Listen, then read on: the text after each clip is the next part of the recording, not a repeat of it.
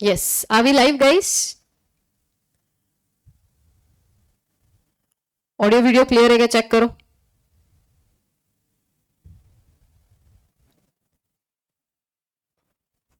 Audio video clear, everyone?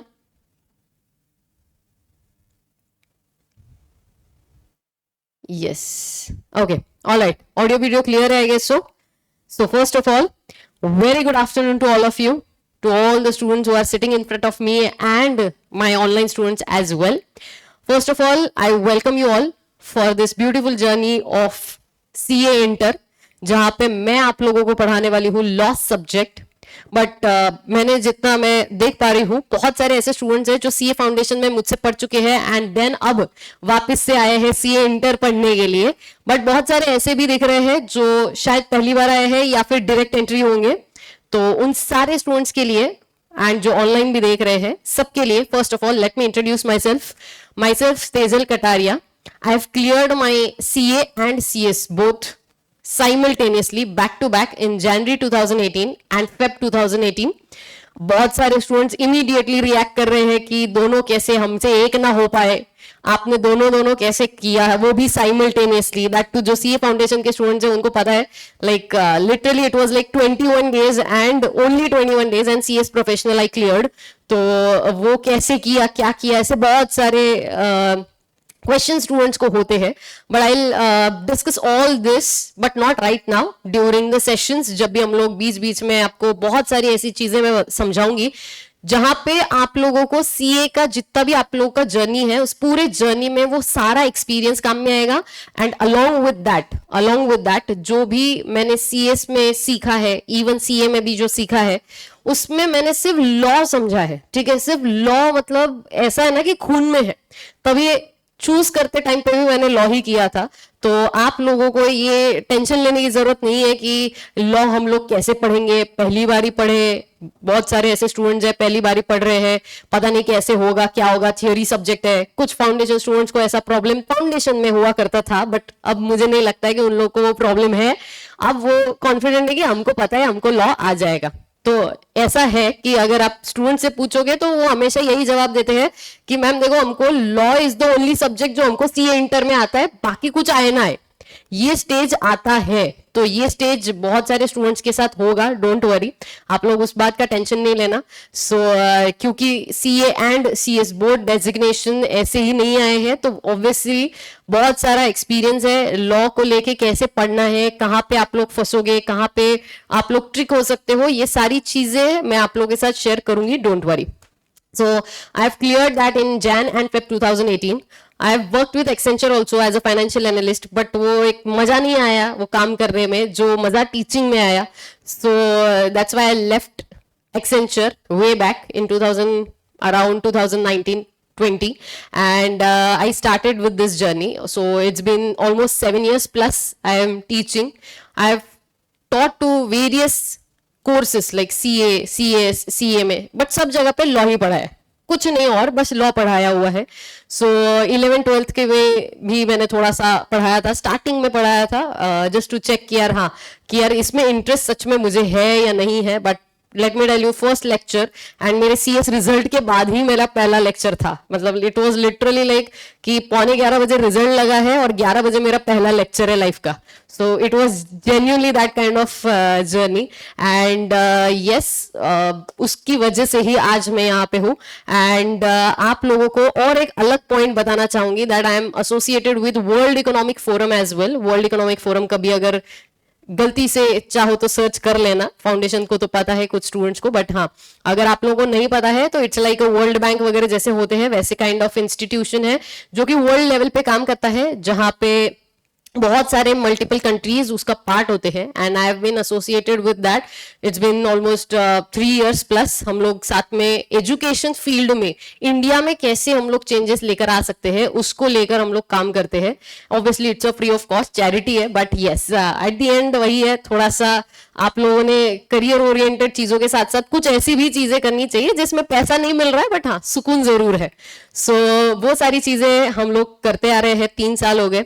उसके भी experiences कुछ जरूर मैं आप लोगों के साथ शेयर करूंगी because we meet on regular basis हम लोगों का ऐसा होता है कि हम लोग का एक मीटिंग होता है जहाँ पे हम लोग बहुत बड़े बड़े कंपनीज के जो सीईओज होते हैं या जैसे लिंक्डइन के जो मेन फाउंडर है हम लोग उनसे मिल चुके हैं। हम लोग जो फेसबुक में जो मेन हेड टॉप लेवल पर बहुत सारे लोग काम करते हैं हम लोग उनसे बात करते हैं। तो ये बहुत सारी ऐसी चीजें हैं जो मैंने इस जर्नी में सीखी है and along with that I have worked as a corporate trainer as well. So ये बहुत सारे एक्सपीरियंसेस मैं आप लोगों के साथ जरूर इस जर्नी में पूरे शेयर करूंगी।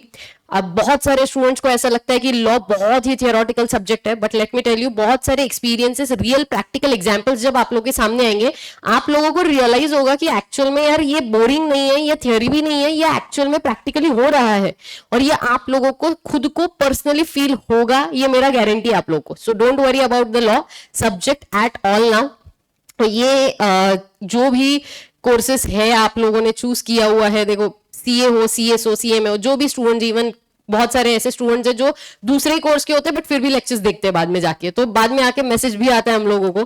तो जो भी कोर्स आप लोगों का चूज किया हुआ है, आप लोगों की जर्नी है, तो मैं आप लोगों से सिर्फ इतना एक्सपेक्ट करती हूँ कि आप लोग रेगुलरली लेक्चर्स को अटेंड करें, कंसिस्टेंसी के साथ रहे। मतलब ऐसा नहीं होना चाहिए कि बैकलॉग पे बैकलॉग चले जा रहा है, वो नहीं होना चाहिए। एंड थोड़ा सा मुस्कुरा के खुश रह के चीजें करो, ठीक है। मतलब ऐसा नहीं जिंदगी में न जाने कौन सा बोझा डाल के रखा है आप लोगों पे, ऐसे रिएक्ट मत करो, दुखी आत्माओं की तरह मत रहो। क्योंकि देखो आप लोगों को एक बेसिक अंडरस्टैंडिंग होना चाहिए कि आप लोगों को संघर्ष और दुख में फर्क होता है, ठीक है। आप लोग दुखी आत्मा मत रहो, आप लोग को मेहनत करनी है। ऑब्वियसली यहाँ पे कोई शॉर्टकट नहीं है, पूरे सीए में कोई शॉर्टकट आप लोगों को नहीं मिलेगा, लेकिन मेहनत करनी है। बट इसका मतलब ये नहीं है कि उस चीज का अंदर आप लोग एकदम ऐसे दुख मनाओ, जिंदगी में हमारा पीस खत्म है, मेंटल हेल्थ खत्म है, हम लोगों को कोई पैशन, हमारा हॉबी कुछ रहा नहीं जिंदगी में, हम लोग यहीं पे बैठे रहते हैं, हम लोगों को यही 12-12, 13-13 घंटे, 15 घंटे हम लोग क्लास ही करनी है, फिर होमवर्क भी करना है, ऐसा करना है, वैसा करना। ये रोना धोना मत करना, कंप्लेन मत करो, बस इतना मेरा कहना है। क्योंकि इस जर्नी को तभी आप एंजॉय कर पाओगे जब आप लोग खुद से ये सारी चीजें समझोगे कि यार इसके बाद जो वर्जन आपका बनेगा वो बहुत अलग होता है। ये मेरा पर्सनली एक्सपीरियंस बता रही हूं। The way I was as a student in my CA foundation and the way I was in my CA inter after completion of all the syllabus and जब हम लोगों ने एग्जाम दिया, तो वो जो वर्जन था वो ऑल टुगेदर डिफरेंट था पूरा। मतलब नेक्स्ट लेवल नॉलेज बढ़ेगा आप लोगों का, आप लोगों के बहुत सारे पर्सनल स्किल्स आए सी। मतलब क्या है कि पर्सनल स्किल्स का मतलब होता है कि यार देखो ऐसी चीजें जिसकी वजह से आप लोग कभी रिप्लेस नहीं हो सकते, कि जैसे पेशेंस, आप लोगों का सैक्रिफाइस करने का पावर, आपका मेंटल स्ट्रेंथ कैसा है, ये बहुत सारी कॉन्फिडेंस लेवल, ये बहुत सारी ऐसी चीजें हैं जो आपको जर्नी में सीखनी पड़ेगी, ठीक है। बहुत सारे ऐसे स्टूडेंट्स होते हैं जो पहले से ही निगेटिव सोच के बैठते हैं या अंडर कॉन्फिडेंट होते हैं स्टार्ट से कि मैं तो कर ही नहीं पाऊंगा, मेरे को आता ही नहीं, मेरा इंग्लिश खराब है, मेरा ये ऐसा है, मेरा वो वैसा है। ये सारी चीजों को आपको साइडलाइन करना है और सिर्फ फोकस करना है कि हमको करना है। बस कैसे करना है वो देखो, आप करना है मतलब करना है, बात खत्म हो गई, ठीक है। अब ठान लिया है तो ठान लिया है, बस बात खत्म। अब करना कैसे है उसकी वे आउट ढूंढने की कोशिश करो। ये मत सोचना कि कैसे करेंगे, अब होगा या नहीं होगा, ऐसा नहीं। क्या क्या चीजें करनी है बस जस्ट गो अहेड, ओके। तो पहले तो आप लोग ये सारी चीजें दिमाग से हटा देना। बहुत अच्छी जर्नी है, बहुत सारे पता नहीं मीम्स वगैरह, बहुत सारी ऐसी चीजें बनती है, बट ठीक है वो एंटरटेनमेंट पर्पज से रखो। बट बाकी यहाँ पे आप लोगों को वो सारा एक्सपीरियंस करना है जो जो एक सीए इंटर स्टूडेंट के लाइफ में अलग अलग चीजें होती रहती है, वो सारी चीजें एक्सपीरियंस करो और उसको एंजॉय करो, कंप्लेन मत करो। बस इतना मेरा आप लोगों से कहना है। एज अ स्टूडेंट आप लोगों से मेरे को सिर्फ उतना ही एक्सपेक्टेड है, not more than that, absolutely nothing more than that, okay।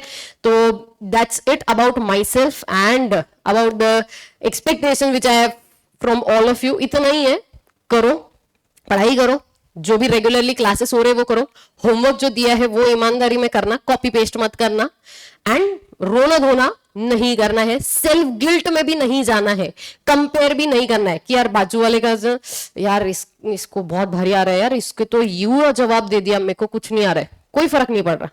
उसने क्या किया, उसका क्या हो रहा है, उसको कितना आता है, इससे आप लोगों को लेना देना नहीं होना चाहिए। आप लोगों को पहले आप क्या कर रहे थे, आप आज क्या स्टेज पर हो, कल जाके आप लोगों को क्या स्टेज पे रहना है, आप लोगों का फोकस उस पर चाहिए, बाकी चीजें नहीं सोचना है, कंपेयर नहीं करना है अपने आप को बाजू वालों के साथ। तो ये चीजें मत करो, गिल्ट में, सेल्फ गिल्ट पे मत जाना। बहुत सारे स्टूडेंट को ऐसा होता है कि मतलब आज हम लोग लेक्चर के लिए गलती से एक आध बार नहीं आए, फिर वो बैकलॉग हो गया, या होमवर्क नहीं किया है तो वो बैकलॉग हो गया है, तो वो उसके बाद भी जब सेल्फ स्टडी कर रहे बाकी लोग, हम लोग नहीं कर रहे हैं, उस चीज का बैकलॉग हो गया, वो अलग ही सेल्फ गिल्ट में चले जाते हैं। और वो सेल्फ गिल्ट के चक्कर में जो टाइम होता है जहां पे पढ़ाई करनी है वहां पर भी पढ़ाई नहीं हो रही। तो ये सारी चीजें मत करो, कोई कोई टेंशन नहीं है, इतना बड़ा कुछ नहीं हुआ है तुम्हारी जिंदगी में, तुम जैसे पढ़ रहे हो वैसे दुनिया के और बच्चे पढ़ रहे हैं, ऐसा आप लोगों को समझना है एंड आगे बढ़ना है, बस खुद पर फोकस करके। बाकी दुनिया जाए बाढ़ में, जो करना है बाकी लोगों को करने दो, अपना काम बस उतना ही आपका फोकस होना चाहिए। और जो आप लोगों से एक्सपेक्टेड है, इससे ज्यादा आप लोगों से कोई एक्सपेक्टेशंस नहीं है मेरी, बाकी सारा काम मेरा। ठीक है, अब जब हम लॉ पढ़ने वाले हैं, देखो मैंने बहुत सारे अलग अलग सिटीज में जाके लॉ पढ़ा है, अहमदाबाद, कभी दिल्ली, चेन्नई, कोयम्बतूर, राजस्थान, बिहार, या फिर even Surat, Ahmedabad, Pune, my home town, and ऐसे बैंगलोर, बहुत सारे ऐसे सिटीज है जहां पे मैं जाकर स्टूडेंट्स को पढ़ा चुकी हूँ। तो वो क्या होता है ना, वन ऑन वन कॉन्वर्सेशन हो चुका है मेरा, तो मुझे एग्जैक्टली ये आइडिया है कि स्टूडेंट कहाँ पे अटकेगा, और हम लोग one on one conversation during the sessions भी करेंगे, ये मेरा आप लोगों से गारंटी है। Okay, one on one conversation का मतलब है कि आप आफ्टर द लेक्चर मैं हर एक स्टूडेंट के लिए टाइम दूंगी कि आप लोग हर एक स्टूडेंट 5-10 मिनट आप आकर मेरे से बात करो कि आप लोगों का पढ़ाई का लेवल क्या है, आप लोगों को कहाँ पे प्रॉब्लम हो रही है, या जो भी आप लोगों की एक्सपीरियंसेस है आप लोग शेयर कर सकते हो, कोई दिक्कत नहीं है। ठीक है, तो without wasting time, let me start with this beautiful journey with the lots of energy in the class. Yes everyone, okay. So energy in the class हम लोग start करते हैं। सबसे पहले मैं आप लोगों को थोड़ा सा मेरे पढ़ाने का तरीका बता देती हूँ कि हम लोग पढ़ेंगे कैसे। एंड मैं आप लोगों को पहले ही बता दूं, ये क्लास ऐसी है जहां पे बहुत सारे स्टूडेंट्स पहली बार पढ़ रहे हैं, तो मैं अजम्पशन के साथ नहीं चलूंगी कि बच्चे को तो ये आता ही होगा। मैं आप लोगों को पूरा स्क्रैच से समझाने वाली हूँ, ABCD starting with the A letter समझाऊंगी। ऐसा नहीं होगा कि D पहले को पता है तो मैंने डायरेक्टली उसके आगे स्टार्ट कर दिया, ये अज्यूम किया कि हाँ ठीक है इनको D आता है, थोड़ा बहुत C बता दिया, C-D-E स्टार्ट हो गए। ऐसा नहीं होगा, स्टार्टिंग फ्रॉम द स्क्रैच आपको पढ़ाया जाएगा। अगर बहुत सारे CA फाउंडेशन के बच्चे अगर जो पास हो चुके हैं, उन लोग को ऐसा लग सकता है कि यार ये हमको थोड़ा बहुत आता है, तो आप बस रिवाइज कर लेना क्योंकि ये बेस है। और बेसिक्स अगर स्ट्रांग नहीं है तो आप लोगों को पता है क्या होता है, आप लोगों ने एक्सपीरियंस किया है CA फाउंडेशन क्लास में भी, तो बेसिक स्ट्रांग होना बहुत बहुत ज्यादा जरूरी है, क्योंकि इसी पे आपके कॉन्सेप्ट सारे बिल्ड होने वाले हैं। इसलिए मैं स्क्रैच से स्टार्ट करूंगी। हर एक बच्चा जो नया है लॉ जर्नी में, उस सबको पता होना चाहिए, समझना चाहिए, उस पर्सपेक्टिव से मेरा अप्रोच होगा। ठीक है, पहला पॉइंट तो आप लोग ये समझ लो। अब जब मैं पढ़ाऊंगी, सबसे पहला फोकस जो होगा वो होगा मेरा कॉन्सेप्ट पे, क्योंकि मैं आपको पहले ही बता दूं, बहुत सारे बच्चे ऐसे सोचते हैं कि यार लॉ है, थियोरी है, कितने ही कॉन्सेप्ट आएंगे, टेक्निकल बहुत है, टेक्निकल कॉन्सेप्ट्स है एंड उसी में मजा है। ठीक है, इंफॉर्मेटिव चीजों से ज्यादा टेक्निकल कॉन्सेप्ट्स पे बहुत ज्यादा मजा आता है पढ़ने में, समझने में। तो कॉन्सेप्ट्स आपको पहले समझाए जाएंगे। आपका जो भी पेपर पैटर्न है वो पूरा कॉन्सेप्ट बेस्ड होता है। बहुत सारे मतलब 90% ऑफ द पेपर जो आएगा वो आपका केस स्टडी होगा एंड 10% ऑफ द पेपर जो होगा वो आपका डायरेक्ट आएगा। तो अगर आपको 90% केस स्टडी सॉल्व करना है तो आपके कॉन्सेप्ट स्ट्रांग होने चाहिए, तभी जाके आप लोगों को अगले स्टेप पे जाने का मौका मिलेगा, जो कि होगा एक बार आप कॉन्सेप्ट समझ लो, उसके बाद हम लोग करेंगे बहुत सारा रिवीजन। रिवीजन में मैं पहले ही बता दूं, बहुत सारे वैसे तो CA फाउंडेशन स्टूडेंट्स ऐसे सोचते हैं कि सेक्शन नंबर्स याद नहीं रखे तो क्या फर्क पड़ता है, बट मैं हमेशा बोलती हूँ, मैं फाउंडेशन बच्चों को भी मैं बोलती हूँ कि सेक्शन नंबर्स याद करने हैं, ये दिमाग में पहले से ही रखो। वो दिमाग से मतलब दिमाग में रखना ही नहीं कि क्या फर्क पड़ता है, कंपलसरी नहीं तो हम नहीं करेंगे, ये रखना ही नहीं। तो ऑलरेडी फाउंडेशन से जो मेरे से पढ़े हुए बच्चे होंगे वो उनको आदत है, बट जो नहीं भी पढ़े हैं कोई दिक्कत नहीं है, आप लोगों को टेंशन लेने की जरूरत नहीं है। हम लोग सेक्शन नंबर्स के साथ पूरा यहीं पे याद करवा दूंगी मैं आप लोगों को, हर एक सेक्शन आप लोगों को याद होगा। उल्टा ऐसा होता है स्टूडेंट का कुछ टाइप के बाद कि मैम यार ये प्रोविजन को ना सेक्शन नंबर नहीं है, इसीलिए हमको वो प्रोविजन ही याद नहीं आ रहा है। मतलब बच्चे ऐसा सोचते हैं ना कि यार मैम वो सेक्शन नंबर याद नहीं रह रहे, कुछ बच्चों का मेरा ऐसा है कि मतलब मैम सेक्शन नंबर नहीं है उस प्रोविजन को, इसलिए वो प्रोविजन याद नहीं रहता हमको। तो ये भी स्टेज होता है। तो डोंट वरी, रिवीजन होगा, सेक्शन नंबर्स के साथ सब कुछ याद रहेगा आप लोगों को, टेंशन नहीं लेना। उसके बाद जब हम लोग रिवीजन करेंगे उसके बाद आएगा कॉन्सेप्ट एप्लीकेशन का। कॉन्सेप्ट एप्लीकेशन आप लोगों को मेरे 2 बुक्स मिलने वाले हैं। ओके, 2 बुक्स अभी आउट ऑफ द स्टॉक है तो आप लोगों को नहीं मिलेंगे, बट यस 2 बुक्स मिलेंगे। मैं आपको दिखाऊंगी कि कैसे है क्या है। 2 बुक्स आप लोगों को मिलेंगी, उसमें चाहिए तो मैं एक आध चैप्टर आप लोगों को दिखा देती हूँ। जो 2 बुक्स आप लोगों को मिलने वाले हैं, उन 2 बुक्स में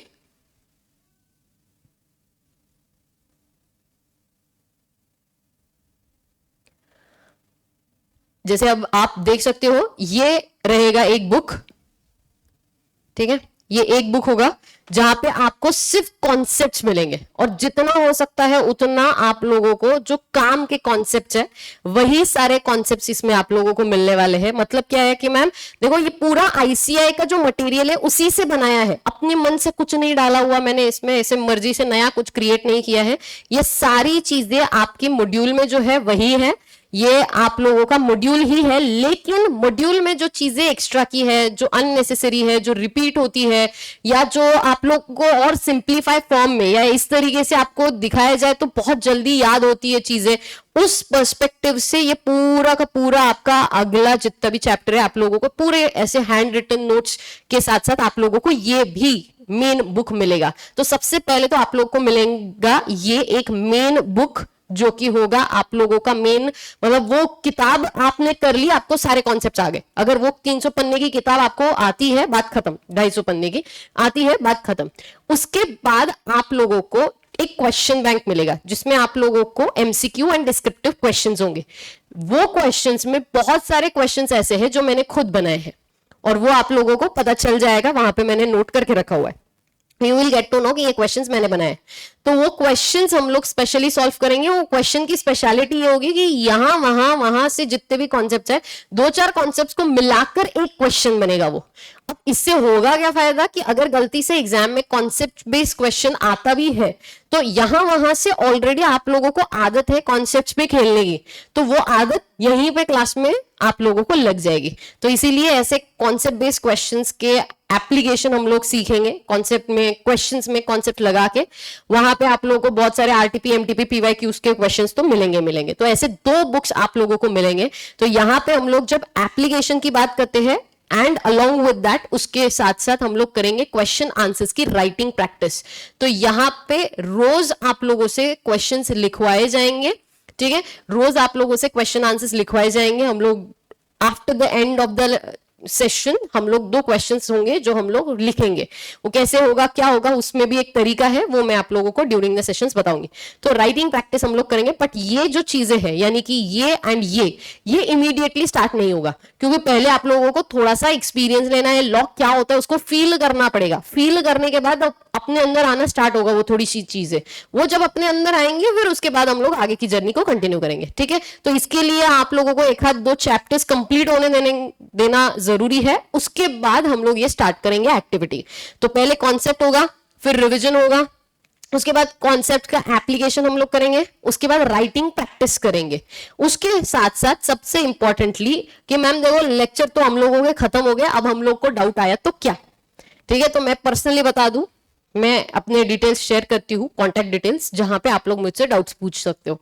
आज तक का हिस्ट्री है, एक भी डाउट आज भी आप देख सकते हो, चेक कर सकते हो फोन में, एक भी अनरीड मैसेज आपको नहीं मिलेगा कहीं पर भी नहीं, ना व्हाट्सएप पे, ना टेलीग्राम पे, ना इंस्टाग्राम पे, कहीं पर भी नहीं है। क्यों? क्योंकि all the questions have answered. तो वो मैं पर्सनली, बट ध्यान रखना कि ऐसा नहीं होना चाहिए कि आप लोग ऐसे मैसेज डाल दिया 2 घंटे में रिप्लाई नहीं है, मैम प्लीज रिप्लाई ना, मैम प्लीज रिप्लाई ना, ये इरिटेट नहीं करना है। हम लोग लेक्चर्स में रहेंगे तो ऑब्वियस सी बात है हम लोग नहीं देख सकते आप लोग के मैसेजेस उस टाइम पे। जब मैं देख लूंगी आप लोगों को रिवर्ट बैक करूंगी। गलती से 24 घंटे में आप लोगों को रिप्लाई नहीं मिला, कभी गलती से मैं बीमार हूं, बाहर हूं, कोई भी रीजन से अगर नहीं मिलता है तो आप लोग बस क्वेश्चन मार्क डाल देना, एक डेढ़ दिन में आप लोग को नहीं रिप्लाई आया तो ताकि आप लोग का मैसेज ऊपर आ जाएगा वापस से, whenever I will check I will revert back. Okay, तो पहले तो ये समझ लो कि आप लोग को डाउट सॉल्विंग भी अगर गलती से कभी आप लोग को लेक्चर के बाद आता है तब भी दिक्कत नहीं है, ठीक है। वैसे तो फेस टू फेस वाले तो कभी भी ऑफिस में आ सकते हैं। आई वुड रेकमेंड कि जितना हो सकता है उतना आप लोग फेस टू फेस ही करें। जो मजा फेस टू फेस बैच करने का है वो ऑनलाइन में इतना नहीं आता है जितना फेस टू फेस का आता है। So yes, I would suggest कि फेस टू फेस आए सारे बच्चे, स्पेशली यहाँ पे रहते तो फॉर श्योर। तो आप लोग यहाँ पे है तो कभी भी पूछ ही सकते हो, बट ऑनलाइन स्टूडेंट्स टेंशन नहीं लेना, आप लोग कभी भी डाउट पूछ सकते हो during the session. I will share the all the details. तो ये रहेगा हम लोगों का, यानी कि पढ़ने का जो अप्रोच होगा, मेरा पढ़ाने का जो अप्रोच होगा और आप लोग का पढ़ने का, वो स्टेप वाइज होगा और वो स्टेप्स वन आफ्टर अनदर करेंगे। डायरेक्ट जंप नहीं करना है कि आज कॉन्सेप्ट पढ़ लिया, हाँ चलो डायरेक्ट राइटिंग प्रैक्टिस कर लेते, कुछ नहीं आएगा लिखना, ठीक है, ट्रस्ट मी। तो बीच के शॉर्टकट्स मत ढूंढना, स्टेप बाय स्टेप चलेंगे। इसके बाद कैसे लॉ पढ़ना है, क्या करना है, बहुत सारा गाइडेंस आप लोगों को लगेगा, वो भी हम लोग बात करेंगे। ये हो जाए, ये तो था जस्ट एक बेसिक जो आप लोगों को समझना था। ये बेसिक के बाद जो मेन इंपॉर्टेंट कॉन्सेप्ट है वो है हम लोगों का सिलेबस। अब जब मैं सिलेबस की बात कर रही हूं तो मैं आप लोगों को सबसे पहले तो इंडेक्स दिखाना चाहती हूं। इंडेक्स में आप लोगों को दिख रहा होगा कंपनीज एक्ट, ठीक है, आप लोगों को इंडेक्स में दिख रहा होगा। पहले क्या है, कंपनीज एक्ट। कंपनीज एक्ट अगर आप ध्यान से देखते हो तो आप लोगों को टोटल कंपनीज एक्ट में, ठीक है, 11 चैप्टर्स है एंड एक एलएलपी एक्ट है, ठीक है। इसको बोलते हैं कॉर्पोरेट लॉ। इसको क्या बोलते हैं, कॉर्पोरेट लॉ। अब ये जो कॉर्पोरेट लॉ है, कॉर्पोरेट लॉ में एलएलपी भी आता है एंड कंपनी भी आता है। तो टोटल 70 मार्क्स होंगे जो हम लोगों को पढ़ने हैं फ्रॉम कॉर्पोरेट लॉ। सो तुम्हारा जो टोटल सिलेबस है जो 100 मार्क्स का है उसको मैं 2 हिस्सों में डिवाइड करती हूँ, ठीक है, 2 हिस्सों में डिवाइड करती हूँ। एक है 70 मार्क्स जो कि होगा कॉर्पोरेट लॉ पे, जो कि किस पे होगा, कॉर्पोरेट लॉ पे, और एक होगा 30 मार्क्स का जो कि होगा अदर लॉज पे। अब ये जो कॉर्पोरेट लॉज है, कॉर्पोरेट लॉ है, उसमें 2 एक्ट है आपको, एक है कंपनी एक्ट और दूसरा है एलएलपी एक्ट, ठीक है। एंड यहां पे आप लोगों को 3 चैप्टर्स सीखने हैं, जिसमें से एक है जीसीए, एक है GCA that is general clause act, एक है इंटरप्रिटेशन ऑफ स्टैट्यूट,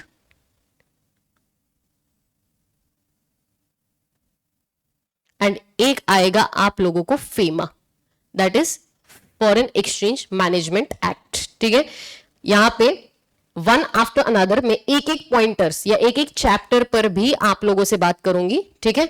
तो टोटल आप लोगों को 2 हिस्सों में डिवाइड करना है, एक होगा अदर लॉस और एक होगा आप लोगों का main corporate loss. Corporate loss, companies act, LLP, and यहां पे आप लोगों को 3 चैप्टर्स आएंगे।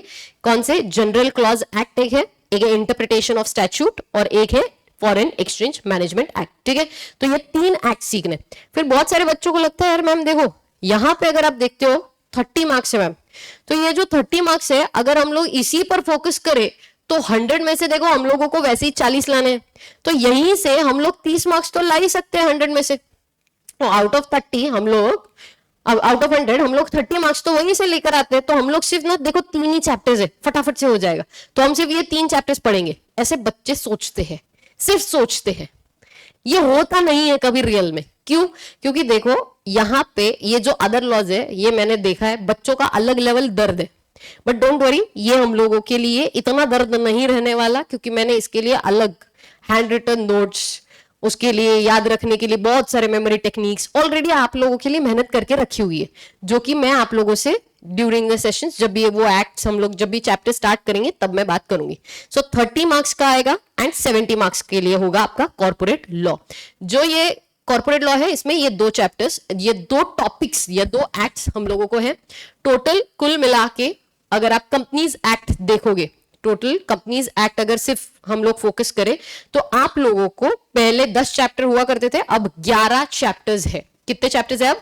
11 चैप्टर्स है एंड एलएलपी एक्ट अपना अकेला है। ओके, तो ये टोटल मिला के हम लोगों को यहाँ पे टोटल वैसे देखा जाए तो 12 चैप्टर्स है एंड यहाँ पे हम लोगों को 3 एक्ट्स है अलग अलग, जो कि पूरा 100 मार्क्स का सिलेबस है।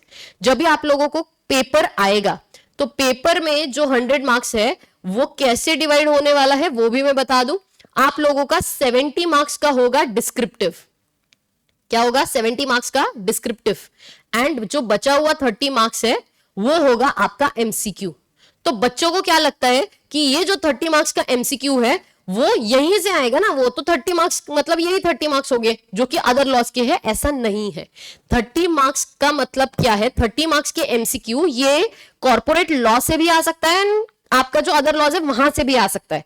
तो कुल मिला के 30 मार्क्स के एमसीक्यूज आएंगे एंड 70 मार्क्स के डिस्क्रिप्टिव आएंगे, जो कि कोई भी पार्ट से आ सकते हैं, या तो फिर आपका पार्ट 1 या तो फिर आपका पार्ट 2, कोई भी पार्ट से आप लोग के लिए आ सकता है, कहीं से भी। ओके, यहां पे एमसीक्यू है, इसकी वजह से आप लोगों को थोड़ा चांस है कि आप लोग स्कोर कर सको। ये देखो लॉ में ऐसा है कि प्रोविजन के बियॉन्ड तो नहीं जा सकते ना, एट दी एंड लगाना तो प्रोविजन ही पड़ेगा।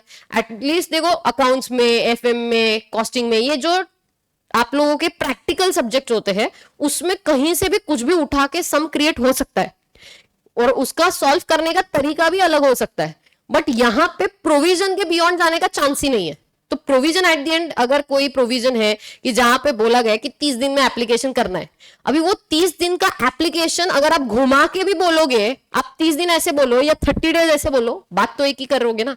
तो प्रोविजन के बियॉन्ड नहीं जाता एमसीक्यू, तो ये दिमाग में डाल दो कि प्रोविजन के बियॉन्ड नहीं जाने वाला है। इसकी वजह से आप लोग के लिए स्कोरिंग सब्जेक्ट होता है। बस आप लोगों को बेसिक टेक्निक आना जरूरी है, सही स्ट्रैटेजी लगाना जरूरी है, बस इतनी दो चीजें हमें करनी है। तो ये बेसिक आप लोगों को समझ में आया होगा आप लोगों को। और एक बात बता दो, यहां पे जब भी क्लास में बैठो तो ये एकदम ऐसे सिर्फ देखे जा रहे, ठीक है? समझ नहीं आ रहा है कि खुली आंखों से सो रहे हैं, है ना, खुली आंखों से सो रहे हैं या सच में सुन रहे हैं, ऐसा समझ में भी ना आए। तो ऐसे कुछ कैटेगरी के बच्चे होते हैं, बट आपको समझना है कि ऐसा बैठने के लिए प्रवचन नहीं दे रही हूं मैं। यहाँ पे आप लोगों को जितने भी आप लोगों के पर्सपेक्टिव से आप लोगों को लगता है कि हाँ ये इंपॉर्टेंट है, आप लोगों ने लिखना है। लॉ के लिए अलग एक नोटबुक होगी, टेक्स्ट बुक हमारा तो होगा ही, main book and question bank तो होगा ही, ये आप लोगों को लेके आना है। मैं 10 किताबें वैसे ही नहीं देती हूँ क्योंकि मुझे पता है बाद में बच्चों को कंफ्यूजन होता है। मेरा पढ़ने का तरीका ही यही था कि जो भी किताब से मैंने पढ़ा है वही किताब मुझे टिल दी एंड चाहिए, उसी से मेरे को पढ़ना है, उसी से एंड करना है, वही चाहिए। तो इसीलिए मैं 10 किताबों पे भरोसा नहीं रखती हूँ। एक ही किताब होगी बट वो ऐसी होगी कि उतना कर लिया बात खत्म, 2 किताबें करो बात खत्म, वो स्टेज पर हम लोगों को पढ़ना है। तो मेक श्योर कि आप लोगों के पास नोटबुक हो जहां पर भी मैं एक जो भी रेफरेंस वाली चीजें बता रही हूँ, जो एग्जाम्पल दे रही हूँ, वो आप लोगों को लिखने हैं। क्लियर है? आगे बढ़े। अब सबसे पहले समझना है ये जो आज की क्लास है ये सिर्फ बेसिक्स पे है। यहाँ पे बिल्कुल भी मैं बहुत ऐसा आपको न जाने कौन सा रॉकेट साइंस, कोई तो एकदम भयानक कॉन्सेप्ट उठा के बीच में से ऐसा कुछ भी नहीं पढ़ाने वाली हूँ। यहाँ पे पहले हम बेस बनाएंगे, उसके बाद ही आगे बढ़ेंगे, क्योंकि बहुत सारी ऐसी चीजें हैं जो फाउंडेशन में आप लोगों ने शायद पढ़ी होगी बट फिर भी उसमें दिक्कत होगी, और वो इसीलिए होगी क्योंकि तब अच्छे से नहीं पढ़ा होगा, बट अब आपको अच्छे से पढ़ना है। ठीक है? क्लियर है? तो वन आफ्टर अनदर पहले स्टार्ट करेंगे विद द बेसिक्स। बेसिक्स में चैप्टर्स जो भी है मैं उनका थोड़ा थोड़ा सा इंट्रोडक्शन दूंगी सबसे पहले, उसके बाद आगे बढ़ेंगे। सबसे पहले मैं स्टार्ट करती हूं अदर लॉज से। सबसे पहले मैं स्टार्ट कर रही हूं अदर लॉज से। अदर लॉज में, ठीक है, अदर लॉज में एग्जाम्पल सबसे पहला जो चैप्टर है वो है इंटरप्रिटेशन ऑफ स्टैट्यूट। ठीक है, इंटरप्रिटेशन ऑफ स्टैट्यूट, जिस पर मैं बात करूंगी। इंटरप्रिटेशन ऑफ स्टैट्यूट, स्टैट्यूट का मतलब क्या होता है कि कोई भी एक्ट। ठीक है, ये फैंसी इंग्लिश है। ठीक है, ऑनलाइन स्टूडेंट्स सब कुछ क्लियर है आई गेस सो? हाँ, जो ये इंटरप्रिटेशन ऑफ स्टैट्यूट है ये कुछ नहीं है, this is just a fancy English word. This is nothing but, statute is nothing but act. Okay, अब ये जो एक्ट होता है ये एक्ट को इंटरप्रिट कैसे कर दे। अभी फाउंडेशन के बच्चे पढ़ के आए हैं, ठीक है, और पढ़ने के बाद पूरा एक्ट लॉ सब कुछ पढ़ने के बाद अब वो बता रहे हैं कि एक्ट को पढ़ना कैसा होता है। तो एक्चुअल में ये टॉपिक जो है ये होना चाहिए था फाउंडेशन में।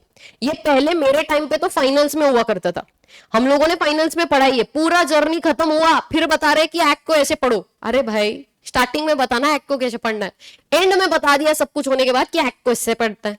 अभी एक्ट को कैसे पढ़ना है वो हम लोग को समझना है। एकदम एक बेसिक एग्जांपल देती हूँ, आप लोगों को समझ जाओगे कि क्यों इतना इंपॉर्टेंट है ये टॉपिक, और बच्चे इसको इतना मतलब नफरत इसीलिए करते हैं क्योंकि थोड़ा सा यहां पे आप लोगों को लैटिन वर्ड्स ज्यादा है, but don't worry, I have technique for that also. So you guys chill, you just focus कि कैसे हम लोगों को ये समझना है. तो इंटरप्रिटेशन ऑफ स्टैट्यूट में सबसे पहले एक लाइन मैं आप लोगों के सामने लिख रही हूं, ठीक है, जो कि section number 3 of companies act ने दिया हुआ है. कंपनी में be formed for lawful purpose. ठीक है, अब आप लोगों के हिसाब से इंटरप्रिटेशन, बहुत सारे स्टूडेंट्स क्या बोलते हैं, हाँ ठीक है, लॉफुल पर्पस के लिए कंपनी फॉर्म कर सकते हैं. ठीक है, अब मेरा आप लोगों से ये सवाल है, यहां पे वर्ड यूज किया है मे, तो कंपनी में भी फॉर्म फॉर लॉफुल पर्पस, तो यहां पे लिखा है मे का मतलब तो मैंडेटरी नहीं है. मे का मतलब क्या है कि वो मैंडेटरी चीज नहीं है.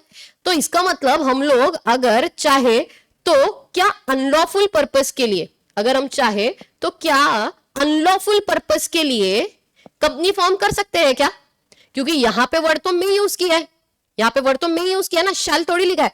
ऐसा लिखना चाहिए था company shall be formed for lawful purpose only. यहां पे तो लिखा है मे. अब आप मुझे एक बात बताओ, अगर मे लिखा है तो अनलॉफुल पर्पस के लिए चलेगा? ऐसा आप लोगों को लगता है कि अनलॉफुल पर्पस के लिए हम कंपनी फॉर्म करते चलेगा? ऐसा आप लोगों को लग रहा है? ऐसा किया तो चलेगा? कहीं पर भी कभी भी इंडिया से बाहर फेंके जाओगे या तो जेल में सड़ोगे. बराबर है. अनलॉफुल पर्पस के लिए क्या फर्क पड़ता है मैम? देखो, हम एक काम करते हैं, हम 4 दोस्त साथ में आते हैं और हम क्या कर रहे हैं, जैसे ये 4 है, ठीक है ना, ये बैक बेंचर्स अपने बेस्ट एग्जाम्पल, तो ये 4 बच्चे हैं, है ना. ये 4 जो बच्चे हैं, ये चारों मिलके काम करते, यार हम एक कंपनी बना लेते हैं और उस कंपनी का नाम रखेंगे जो भी XYZ पर नाम रखना है, एंड वो कंपनी का जो पर्पस होगा वो होगा मर्डर करने का. मतलब क्या है? सुपारी लेने का. सुपारी लेके पैसा लेना है अपने को. अब 4 लोग मिलकर मर्डर करने वाले हैं और उस बात का पैसा चार्ज कर रहे हैं, उसके लिए कंपनी बनाए और जाकर रजिस्टर करे, चलेगा? लगता है तुमको ये बात चलेगा? सही है? नहीं. तो फिर ये मे क्यों लिखा है यहां पे? तो गलत लिखा फिर मैम, यहां पे लॉ में तो गलत लिखा है. ऐसा नहीं है, आप लोगों को समझना है, ये जो मे है ये यहां पे नहीं लगाना है. मतलब क्या है मैम? मतलब ये है, इस मे वर्ड का जो इंटरप्रिटेशन है, इस मे वर्ड का जो इंटरप्रिटेशन है वो in the context of company लगाना है. मतलब ये है कि लॉ ये बोलना चाहता है कि आप लॉफुल पर्पस करने के लिए या लॉफुल पर्पस के लिए आप चाहो तो कंपनी भी बना सकते हो, आप चाहो तो LLP भी बना सकते हो, आप चाहो तो पार्टनरशिप भी बना सकते हो. तो ये मे को इंटरप्रेट करना है in the context of company and not in the context of lawful purpose. आपको समझ आया? आपको समझना है कि कंपनी में भी फॉर्म्ड और LLP में भी फॉर्म्ड, पार्टनरशिप में भी फॉर्म्ड, कोऑपरेटिव सोसाइटीज में भी फॉर्म्ड. तो यहां पे ये मे जो है वो कंपनी के कॉन्टेक्स्ट में है, ना के लॉफुल पर्पस के. ये है इंटरप्रिटेशन. तो ये बेसिक आपको समझना है. बहुत बार आप लोगों को वर्ड यूज किए जाएंगे और एंड, है ना. तो एंड मतलब क्या होता है? 2 चीजें, दिस एंड दिस, बराबर है. बट लॉ में बहुत जगहों पे आपको एंड को एंड की तरह नहीं समझना है, आपको एंड को और करके इंटरप्रेट करना पड़ता है. तो वो कब, कैसे, क्यों, किस लिए, वो सारी चीजें समझेंगे लेकिन इस चैप्टर में. पहला पॉइंट क्लियर है? तो ऐसा होगा ये इंटरप्रिटेशन ऑफ स्टैट्यूट का एक्ट. स्टैट्यूट का मतलब चैप्टर, नॉट एक्ट, चैप्टर. अगला जो है वो है जनरल क्लॉज एक्ट. अब ये जो जनरल क्लॉज एक्ट है, जनरल क्लॉज एक्ट मतलब क्या है? देखो, यहां पे हम लोगों ने पहले अदर लॉज के बारे में बोलना स्टार्ट किया है, बराबर है. अदर लॉज के बारे में बात करते हैं, जिसमें से सबसे पहले हम लोगों ने देखा है इंटरप्रिटेशन. तो यहाँ पे रूल्स ऑफ इंटरप्रिटेशन होंगे, यहाँ पे आप लोगों को बहुत सारे एंसिलरी चीजें दी जाएंगी एंड उसके बहुत सारे अलग अलग लैटिन वर्ड्स और ये सारी चीजें हम लोग सीखेंगे. कहां पे? इंटरप्रिटेशन ऑफ स्टैट्यूट में. दूसरा मैंने आप लोगों को बताया जनरल क्लॉज एक्ट. यहां पे हम लोग बहुत सारे इंपॉर्टेंट डेफिनेशन सीखते हैं. मतलब क्या है इंपॉर्टेंट डेफिनेशन या जनरल बेसिक चीजें जो होती है वो यहां पे, वो कहीं और कुछ नहीं लिखा है. तो इधर आओ. एग्जाम्पल, जैसे फाउंडेशन स्टूडेंट्स, आप लोगों ने एक वर्ड सीखा होगा गुड फेथ. आप लोगों ने एक वर्ड सीखा होगा गुड फेथ, बराबर है. अब ये गुड फेथ का मतलब क्या है? कहां लिखा है? जनरल क्लॉज एक्ट में. समझ में आता है? तो यहां पे एनफोर्समेंट मतलब क्या है? कहां लिखा है? यहां पे लिखा है. तो जो कॉमन वर्ड्स है जो हर एक्ट में आपको मिल सकते हैं, वो कॉमन वर्ड्स, ये जो डेफिनेशंस जो होंगी वो सारी डेफिनेशंस आप लोगों को मिलेंगी जनरल क्लॉज एक्ट में. समझ आया?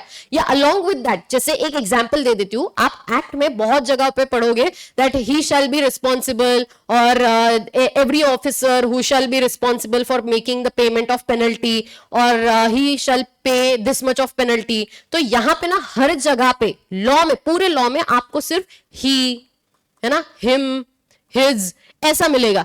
तो मैम क्या लड़कियों पे एप्लीकेबल नहीं है क्या? ऐसा है इसका मतलब? नहीं, आपको समझना है। अगर देखो, अगर लिटरल सेंस में एकदम जैसे वर्ड है वैसा इंटरप्रेट किया तो ही मतलब तो लड़कियों पे एप्लीकेबल नहीं होना चाहिए लॉ, लेकिन लड़कियों पे एप्लीकेबल है। अब ये कहां लिखा है?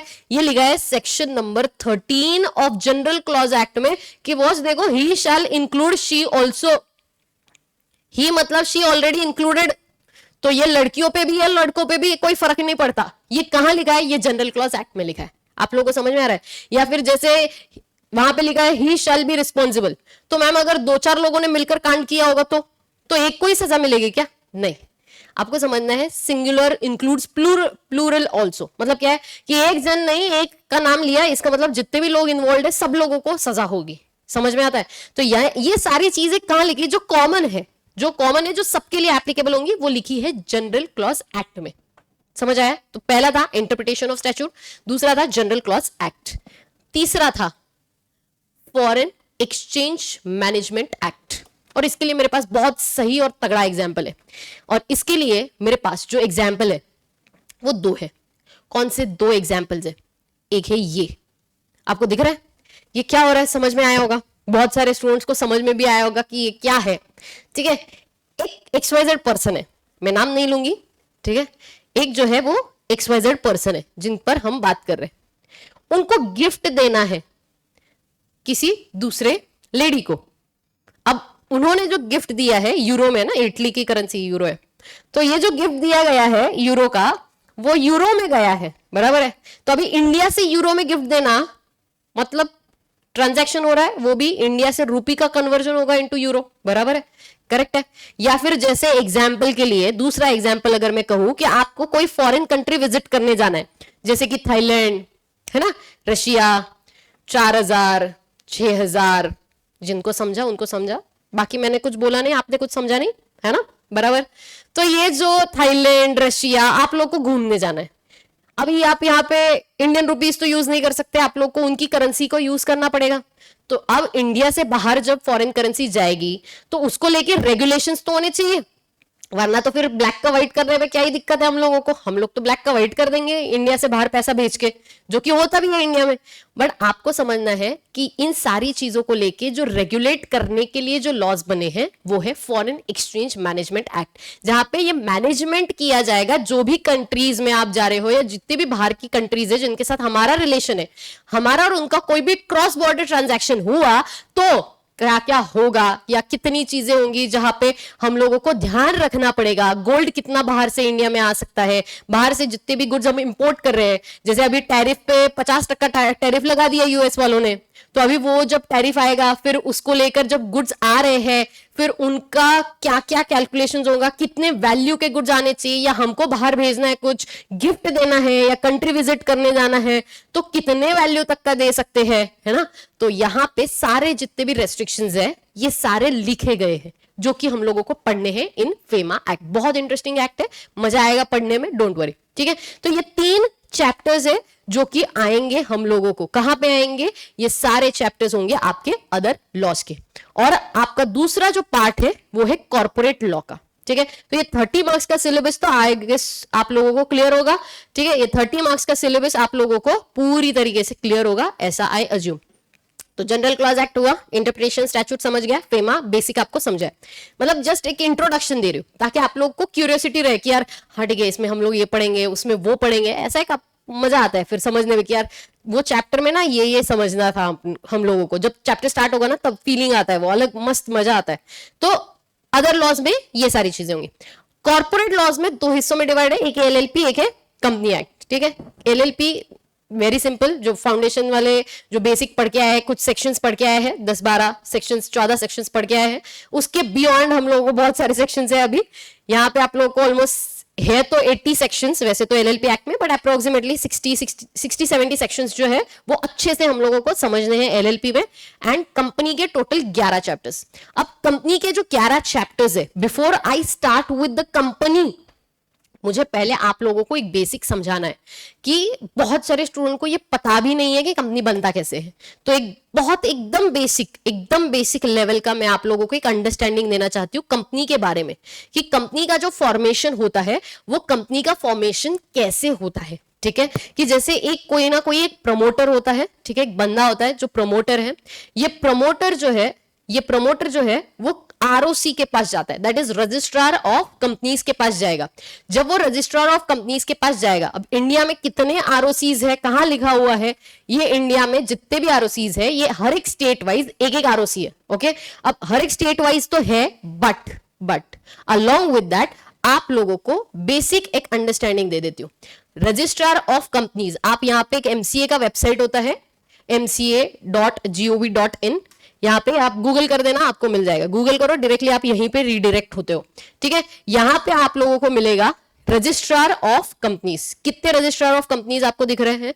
बहुत सारे, हर एक स्टेट वाइज एक होगा, except 2 states, that is first is Maharashtra, जहां पे एक मुंबई के लिए अलग आरओसी है पूरा, क्योंकि बहुत सारे कंपनीज वहां पे रजिस्टर होते हैं। तो बॉम्बे के लिए आरओसी पूरा अलग है, and rest of the Maharashtra का जो आरओसी है वो अलग है, जो पुणे में है। तो एक तो मैंने बताया, एक मुंबई वाला, और दूसरा जो है वो है पुणे का। ठीक है, अब इसके अलावा जो दूसरा स्टेट है, मतलब जो 2 आरओसी कहां पर है, एक है चेन्नई में और एक है कोयम्बतूर में। तो ये 2 अलग और जगह हैं जहां पे आरओसीज है, जो कि एक्स्ट्रा और एडिशनल आरओसीज है, एक स्टेट का एक प्लस और। ठीक है, तो ये जो रजिस्ट्रार ऑफ कंपनीज है उनके पास प्रमोटर जाएगा और उनको बोलेगा कि मुझे कंपनी बनानी है।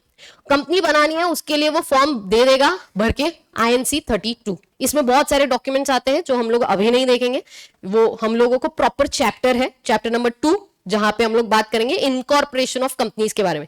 वहां पे हम लोग देखेंगे कि कौन सा क्या फॉर्म क्या होगा क्या नहीं, वो सारी चीजें वहां होंगी।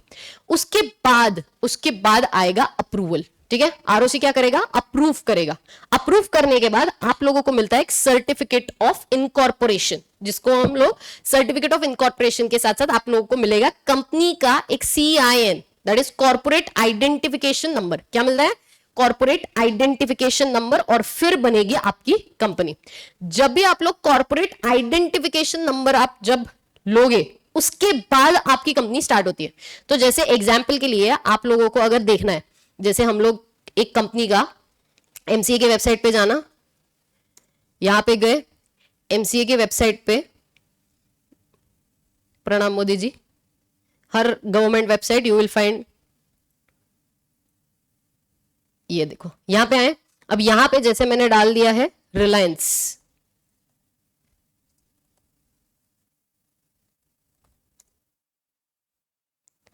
बाप रे कैसा आया है, चेंज करते थोड़ा, इतना छोटा, हाँ ये ठीक है।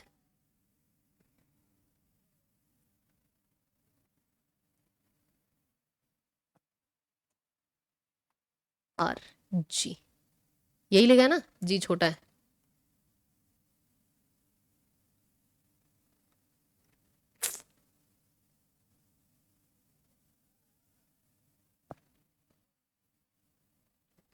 YS8H L है या I, यही नहीं समझता इनका।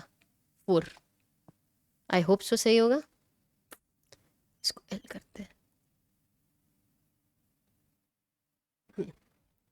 ठीक है, यहां पे आए। अब यहां पे देखो ये क्या है, रिलायंस इंडस्ट्रीज। अब रिलायंस इंडस्ट्रीज के नाम पे 3 कंपनीज है, और ये जो 3 कंपनीज है उनके CIN नंबर ये है। अब ये CIN नंबर, इसमें ही आप लोगों को क्या मिलेगा, इसी को लेके सारा, इस नंबर पे ही सारा का सारा क्या होगा, इंफॉर्मेशन आप लोगों का बनेगा। मतलब क्या है, मतलब अरे यार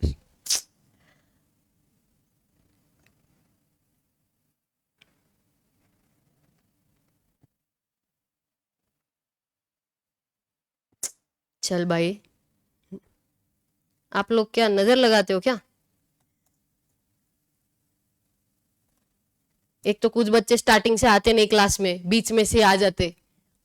और फिर ध्यान भी नहीं दे रहे, नजर भी लगा रहे।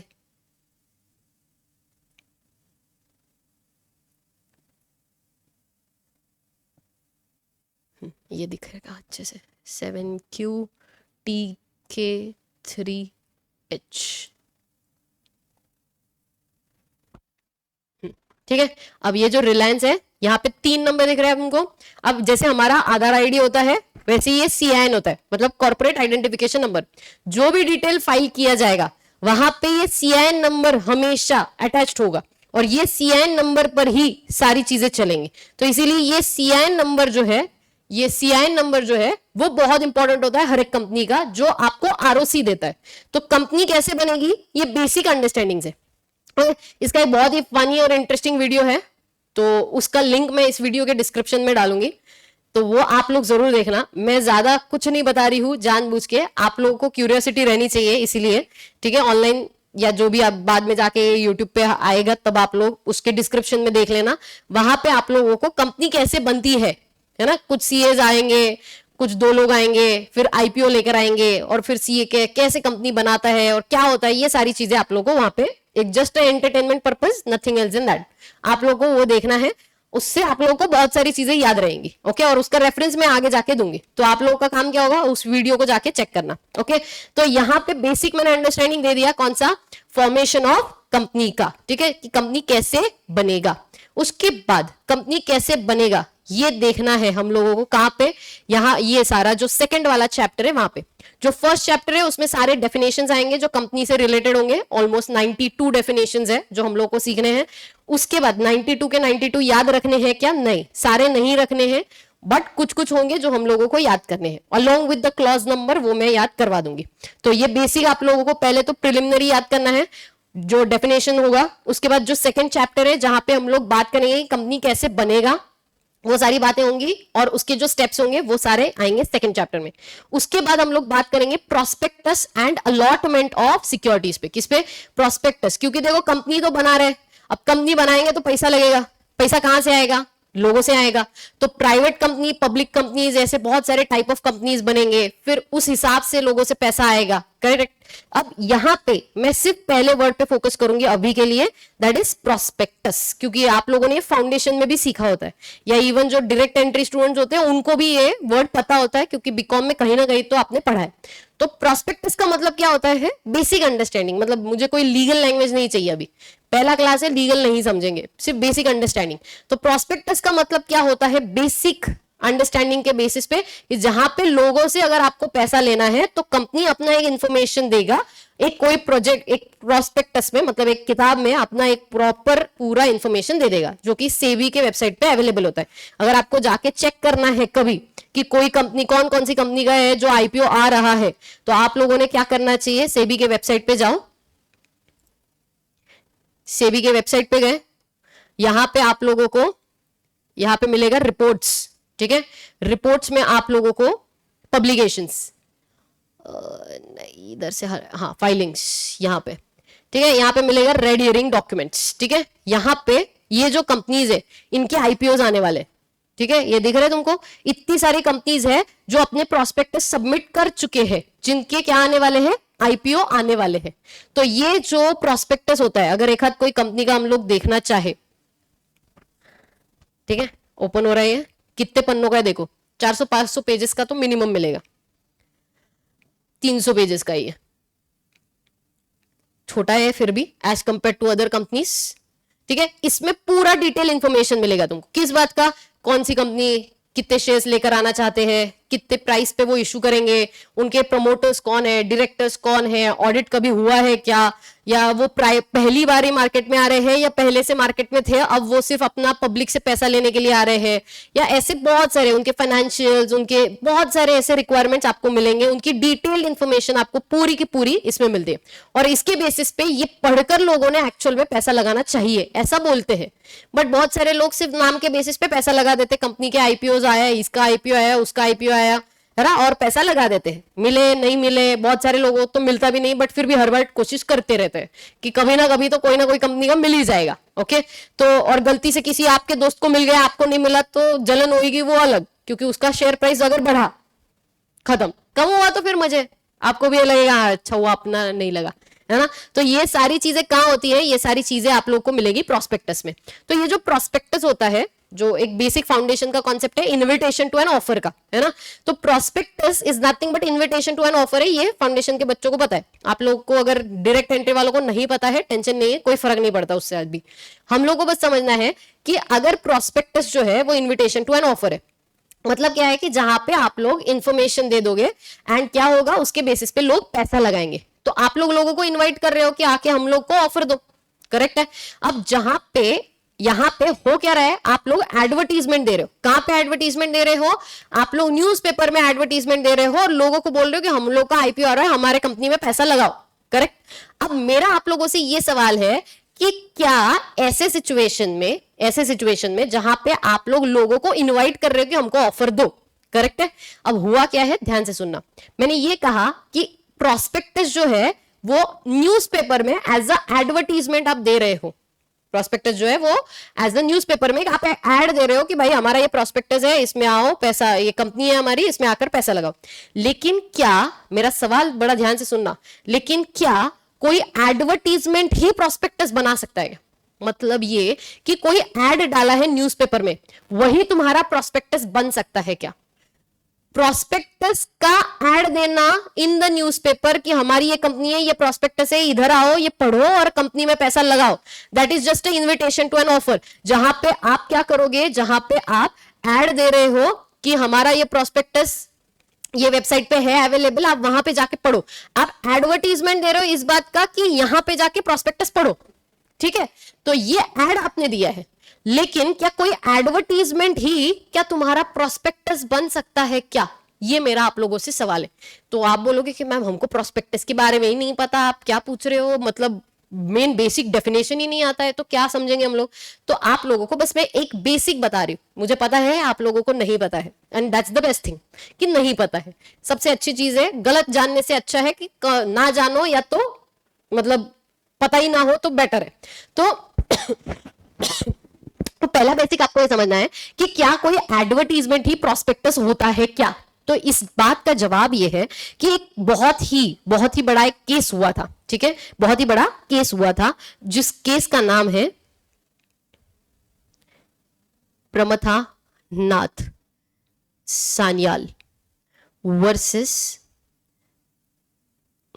कलिकुमार दत्त। जहां पे किया क्या था, जहां पे हुआ यह था कि न्यूज़पेपर में एडवर्टीजमेंट दिया, और उस एडवर्टीजमेंट में ये नहीं लिखा कि हमारा प्रोस्पेक्टस इधर इधर है, आप पढ़ो और जो भी हमारे कंपनी में शेयर्स लगाने लगाओ, पैसा लगाना है लगाओ। नहीं, इस एडवर्टीजमेंट में ये लिखा गया कि देखो ये हमारी कंपनी है, हम लोगों को ये शेयर्स हम लोग इशू कर रहे हैं, ये इसका प्राइस है, शेयर का प्राइस बता दिया, और शेयर के प्राइस के साथ साथ उन्होंने क्या किया, शेयर का प्राइस बता दिया, कितने नंबर ऑफ शेयर्स है वो बता दिया, एंड अलोंग विद दैट एक फॉर्म भी चिपका दिया। एक फॉर्म ऐसा चिपका दिया जो भरोगे आप लोग तो आप लोग डायरेक्टली अप्लाई कर दोगे। तो एडवर्टीजमेंट को ही उन्होंने प्रोस्पेक्टस बना दिया, जबकि प्रोस्पेक्टस होता कितना लंबा है ये आप देख चुके हो, प्रोस्पेक्टस होता क्या है वो भी देख चुके हो। अब वो छोटू सा एडवर्टीजमेंट 4x4 का टुकड़ा, उसको ही अगर उन्होंने प्रोस्पेक्टस बनाया या नहीं बनाया, ये सवाल था। और वहां पे एक जज ने ये जजमेंट दिया कि अगर आप आपकी कंपनी का कितने शेयर्स ला रहे हो, कौन सी कंपनी है, यही एडवर्टीजमेंट में ही लिख के भेज रहे हो, उसके साथ साथ फॉर्म भी चिपका रहे हो, तो आपने क्या किया है, this advertisement is nothing but he खुद ही एक प्रोस्पेक्टस है, और इसीलिए लोग यहां पे अप्लाई कर सकते हैं। तो प्रोस्पेक्टस जरूरी है कि आप लोगों को कभी भी लोगों से पैसे लेने से पहले आपको कंपलसरी सेबी के साथ फाइल करना जरूरी है। लेकिन आप लोगों ने क्या किया, आप लोग ये बोल रहे हो कि हम तो सिर्फ एडवर्टीजमेंट दे रहे हैं ना, हम लोग कौन सा प्रोस्पेक्टस दे रहे, हम तो सिर्फ एडवर्टीजमेंट दे रहे हैं, अब हम क्या करें, हमारे एडवर्टीजमेंट को देख के लोग पैसा लगाने आए तो आपको समझना है ये गलत है। डायरेक्टली एडवर्टीजमेंट में ही बता देना अलोंग विद द फॉर्म, वो भी बिना सेबी को बताए, बात खत्म। ये एडवर्टीजमेंट प्रोस्पेक्टस था और ये गलत है। तो आप लोग को ये सिर्फ बहुत सारी चीजें समझनी है और बहुत डिटेल में समझना है एग्जैक्टली प्रोस्पेक्टस क्या होता है, जो कि होगा हमारा चैप्टर नंबर 3।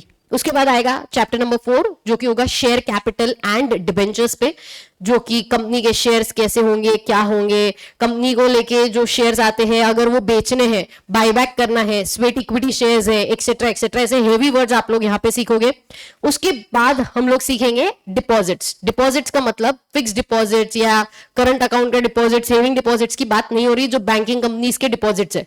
ये डिपॉजिट का मतलब होता है जहां पे आप कंपनी जो है वो पैसा देगा। कंपनी क्या करेगा, कंपनी के पास आप लोग अगर पैसा देते हो तो जब कंपनी के पास पैसा दिया है, कंपनी के पास वो एज अ एडवांस जाएगा हमारा, ठीक है, उसी को डिपॉजिट बोलते हैं। तो जब वो कंपनी को डिपॉजिट को यानी कि एडवांस को वापस से पैसा देना है, it's kind of investment only जो हमने कंपनी में किया है, बट उसके लिए थोड़े से अलग प्रोविजंस लगेंगे, सेक्शन 73, 75 वो अलग थोड़ा सा लगेगा। तो वहां पे आप लोगों को जब वो रीपेमेंट नहीं किया जाएगा तब क्या होगा, एक्सेट्रा एक्सेट्रा, वो सारी चीजें हम लोग सीखेंगे चैप्टर नंबर 5 में। उसके बाद आएगा हमारा चैप्टर नंबर 6 जो कि होगा रजिस्ट्रेशन ऑफ चार्जेस के बारे में। चार्जेस का मतलब होता है लियन क्रिएट करना। अब ये लियन का मतलब क्या होता है, लियन वर्ड का मतलब होता है जहां पे आप लोग क्या क्रिएट करते हो, जहां पे आप लोग कोई भी प्रॉपर्टी पे अपना एक राइट क्रिएट कर रहे हो, कि जैसे आपने प्लेज कर दिया या मॉर्गेज किया है, गिरवी रखा है, तब जैसे आप लोग लियन क्रिएट कर रहे हो कि आप लोग गए जैसे मुथूट फाइनेंस के पास गए, आपने गोल्ड रखा और पैसा लिया एज ए लोन, तो उनके पास आपने जो गिरवी रखी हुई चीजें हैं उसको बोलते हैं लियन क्रिएट करना। तो जो भी ज्वेलर होगा, मुथूट फाइनेंस जो है वो लोग क्या करेंगे, मुथूट फाइनेंस वो अपने पास रखेगा, कल जाके अगर आपने पैसे नहीं दिए तो वो ज्वेलर को बेच देगा। मुथूट फाइनेंस क्या करेगा, ज्वेलर को बेच देगा और अपना लोन रिकवर करके ले लेगा। तो वैसे ही यहां पे जब भी कभी ऐसे चार्जेस क्रिएट होते हैं, मतलब प्रॉपर्टी पे जब कोई ऐसा राइट क्रिएट करता है कोई और, जबकि प्रॉपर्टी किसी और की होती है, तब क्या क्या सिचुएशंस होंगे, वो सारे चीजें हम लोग, सारे प्रोविजन हम लोग देखेंगे चैप्टर नंबर 6। उसके बाद आएगा मैनेजमेंट एंड एडमिनिस्ट्रेशन, सबसे बड़ा चैप्टर बट सबसे इंटरेस्टिंग ऑल्सो, ठीक है। सबसे यहाँ पे कॉन्सेप्ट भी बहुत अच्छे हैं एंड सबसे बड़ा चैप्टर भी यही है, टाइम भी सबसे ज्यादा यही लेगा। क्यों, क्योंकि इसमें क्या बात करी जाएगी कि वोटिंग करना है तो कैसे होगा, है ना, वोटिंग करना है तो कितने लोग मिनिमम वोटिंग करने के लिए चाहिए है, शेयर होल्डर का जनरल मीटिंग का मतलब क्या होता है, कब एक्स्ट्रा ऑर्डिनरी जनरल मीटिंग बुला सकते हैं, है ना, या फिर जैसे कि अगर मुझे आना है मीटिंग लेने, मतलब मीटिंग अटेंड करने के लिए मुझे आना था लेकिन मैं नहीं आ पाई, तो मेरी जगह पे किसी और को भेज सकते हैं क्या, प्रॉक्सी, जैसे बहुत सारे लोग ऐसे स्टूडेंट्स कॉलेजेस में करते हैं, आपकी जगह पे प्रॉक्सी लगा दी किसी और ने। तो ये सारी चीजें वैसे ही मीटिंग में हो सकता है क्या, ऐसी सारी चीजें हम लोग को सीखनी है। और इसके लिए मैं आप लोगों को ये एक बेसिक आपको दिखा देती हूँ, ये मेरा खुद का पर्सनल है, मैं इसके ऊपर स्क्रीन इसीलिए नहीं कर सकती हूँ क्योंकि यहाँ पे मेरे पर्सनल डिटेल्स है जहां पे मैंने शेयर्स लिए हुए। कौन सी कंपनी के हैं ये है ब्रिटानिया के शेयर्स है, ठीक है। अब ब्रिटानिया के शेयर्स अगर मेरे पास है तो वो मुझे as a shareholder of that company मुझे क्या भेज रहा है, मेल भेज रहा है, किस बात के लिए, कि आप वोटिंग करो। अब अगर मैं पर्सनली नहीं जा सकती लेकिन मैं तो शेयर होल्डर हूं, तो मैं तो वोट करना चाहती हूं, मेरे पास कितने भी शेयर हो क्या फर्क पड़ता है, लेकिन वोटिंग तो मुझे करना है। तो इसीलिए यहां से आप लोग क्या कर सकते हो, ऑनलाइन वोटिंग कर सकते हो। ये ऑनलाइन वोटिंग के लिए पूरा पोर्टल प्रॉपर दिया जाता है, सारे इंस्ट्रक्शंस होते हैं। अभी हम लोग नहीं करेंगे, जब मेन लेक्चर्स होगा मैं आप लोगों को एक वोटिंग करके जरूर दिखाऊंगी, रियल हम लोग वोटिंग करेंगे और आप लोगों को समझेगा कि कैसे वोटिंग करना होता है जब भी आप लोग एज अ शेयर होल्डर जाते हो कोई भी कंपनी में। तो ये सारी चीजें ब्रिटानिया की है, तो ब्रिटानिया का मेल है, तो मैं करूंगी वोटिंग ऑब्वियसली, बट हाँ आप लोगों को भी समझना है कि ये भी हम लोग करेंगे। तो ये सारी चीजें कहां सीखने मिलेगी, ये सीखने मिलेगी आप लोगों को चैप्टर नंबर 7। उसके बाद आएगा आपका अगला chapter, that is declaration and payment of dividend. पैसा तो चाहिए अपने को, शेयर में पैसा लगाया क्यों है, क्योंकि डिविडेंड चाहिए हमें।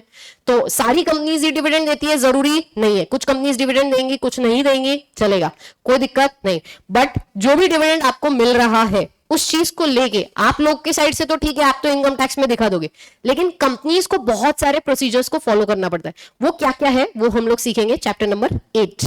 उसके बाद आएगा कंपनी को अकाउंट्स मेंटेन करने हैं, ऑब्वियसली उसी के लिए तो हम लोगों को पैसा मिलेगा, क्योंकि हम जाके उन सारे अकाउंट्स का क्या करेंगे, बाद में जाके करेंगे ऑडिट। तो एज अ ऑडिटर हम लोग क्या क्या बुक्स ऑफ अकाउंट्स जो भी कंपनी ने मेंटेन किए हैं उनका जो भी ऑडिट करना है, ऑडिट करना मतलब क्या है, चेक करना है कि क्या क्या झोल किया हुआ है कौन कौन सी कंपनी ने, अब उसको छुपाना है, बताना है, कैसे क्या करना है, वो सारी चीजें आप लोगों को मिलेंगी ऑडिट सब्जेक्ट में भी, एंड टू सर्टेन एक्सटेंट जो ऑडिटर, एज अ ऑडिटर जब आप लोग जाओगे तब आप कब जा सकते हो एज अ ऑडिटर, उन सारी चीजों को लेके जो प्रोविजंस होंगे वो आपको मिलेंगे यहां पे। एंड एट द एंड आखिर में आएगा एक ही चैप्टर जो कि होगा कंपनी इनकॉर्पोरेटेड आउटसाइड इंडिया, यानी कि फॉरेन कंपनीज के बारे में। बहुत इंपॉर्टेंट चैप्टर है। फॉरेन कंपनी का बेसिक एक अंडरस्टैंडिंग सबको होता है कि आप लोगों का जो इनकॉर्पोरेशन है वो बाहर का है ना। तो आपको बेसिक बता दूं, फॉरेन कंपनी का मतलब इज नथिंग बट व्हाट, कि जो इनकॉर्पोरेशन है मतलब जो रजिस्ट्रेशन हुआ है वो कंपनी का वो बाहर हुआ है, लेकिन धंधो वो आके इंडिया में करेंगे। ठीक है, अगर धंधो भी इंडिया में, धंधो भी रजिस्ट्रेशन भी इंडिया में, तो वो इंडियन कंपनी है। लेकिन अगर धंधो इंडिया में है लेकिन रजिस्ट्रेशन बाहर है तो हम उसको क्या बोलते हैं, फॉरेन कंपनी बोलते हैं। तो इन सारी कंपनीज को लेकर जो भी प्रोविजंस है वो सारे आएंगे कहां पे, चैप्टर नंबर 11 में। तो ये पूरा आप लोगों का एक पूरा टॉपिक मैं एक ब्रीफली, मतलब बहुत छोटे छोटे क्या बोलते हो, बहुत कम टाइम में मैंने पूरा आप लोगों को एक्सप्लेन किया है। ये सारी चीजें हम लोगों को अगले 150 से 160 घंटों में सीखनी है। ठीक है, सो अप्रोक्सीमेटली 150, अभी हम लोग कितना ऑलमोस्ट 1 ही घंटा हुआ हम लोग ये सारी चीजों पे बात कर रहे हैं। ये सारी चीजें हम लोग अब इसके आगे 150 से 160 घंटा बात करने वाले हैं सिर्फ इसी टॉपिक्स के बारे में। ठीक है, ये सारे टॉपिक्स आप लोगों को समझने हैं। एंड ये आप लोगों का सिर्फ बेसिक मैंने आप लोगों को समझाया है। इस पे हम लोग बहुत डिटेल में बात करेंगे बट ड्यूरिंग द एक एक इंडिविजुअल सेशंस। ठीक है, अब ये मैंने सिर्फ आप लोगों को इंट्रोडक्शन दिया किस बात का, कि क्या सब्जेक्ट है ना, कैसे पढ़ना है, एक्सेट्रा एक्सेट्रा। अब मैं आप लोगों को 1 मिनट का आप लोग थोड़ा सा सांस ले लेना, क्योंकि नॉन स्टॉप आप लोगों ने समझा है, लिखा है, काफी सारे स्टूडेंट्स ने, I am quite happy with that कि आप लोगों ने लिखा भी है साथ साथ में जो भी आप लोगों को स्क्रीन पे दिख रहा है। बट इसके बाद हम लोगों को अब और एक चीज क्या करनी है, सबसे इंपॉर्टेंट जो आप लोगों को समझना है, पहले हम लोग सीखेंगे basics of law, and then उसके बाद मैं चैप्टर वाइज हर एक चैप्टर उठा के आप लोगों को समझाऊंगी। ठीक है, तो आप लोग एक बेसिक जिसका भी जो जो लिखना था, आई होप सो आप लोगों ने लिख दिया होगा। ये जितनी भी चीजें हैं, ये अगर केस लॉ का नाम वगैरह आप लोग लिख देना, वापस से आ ही जाएगा। बट आप लोग बेसिक लिख दो, उसके बाद आफ्टर 30 सेकेंड्स हम लोग अगला बेसिक स्टार्ट करेंगे, which will be basics of law first.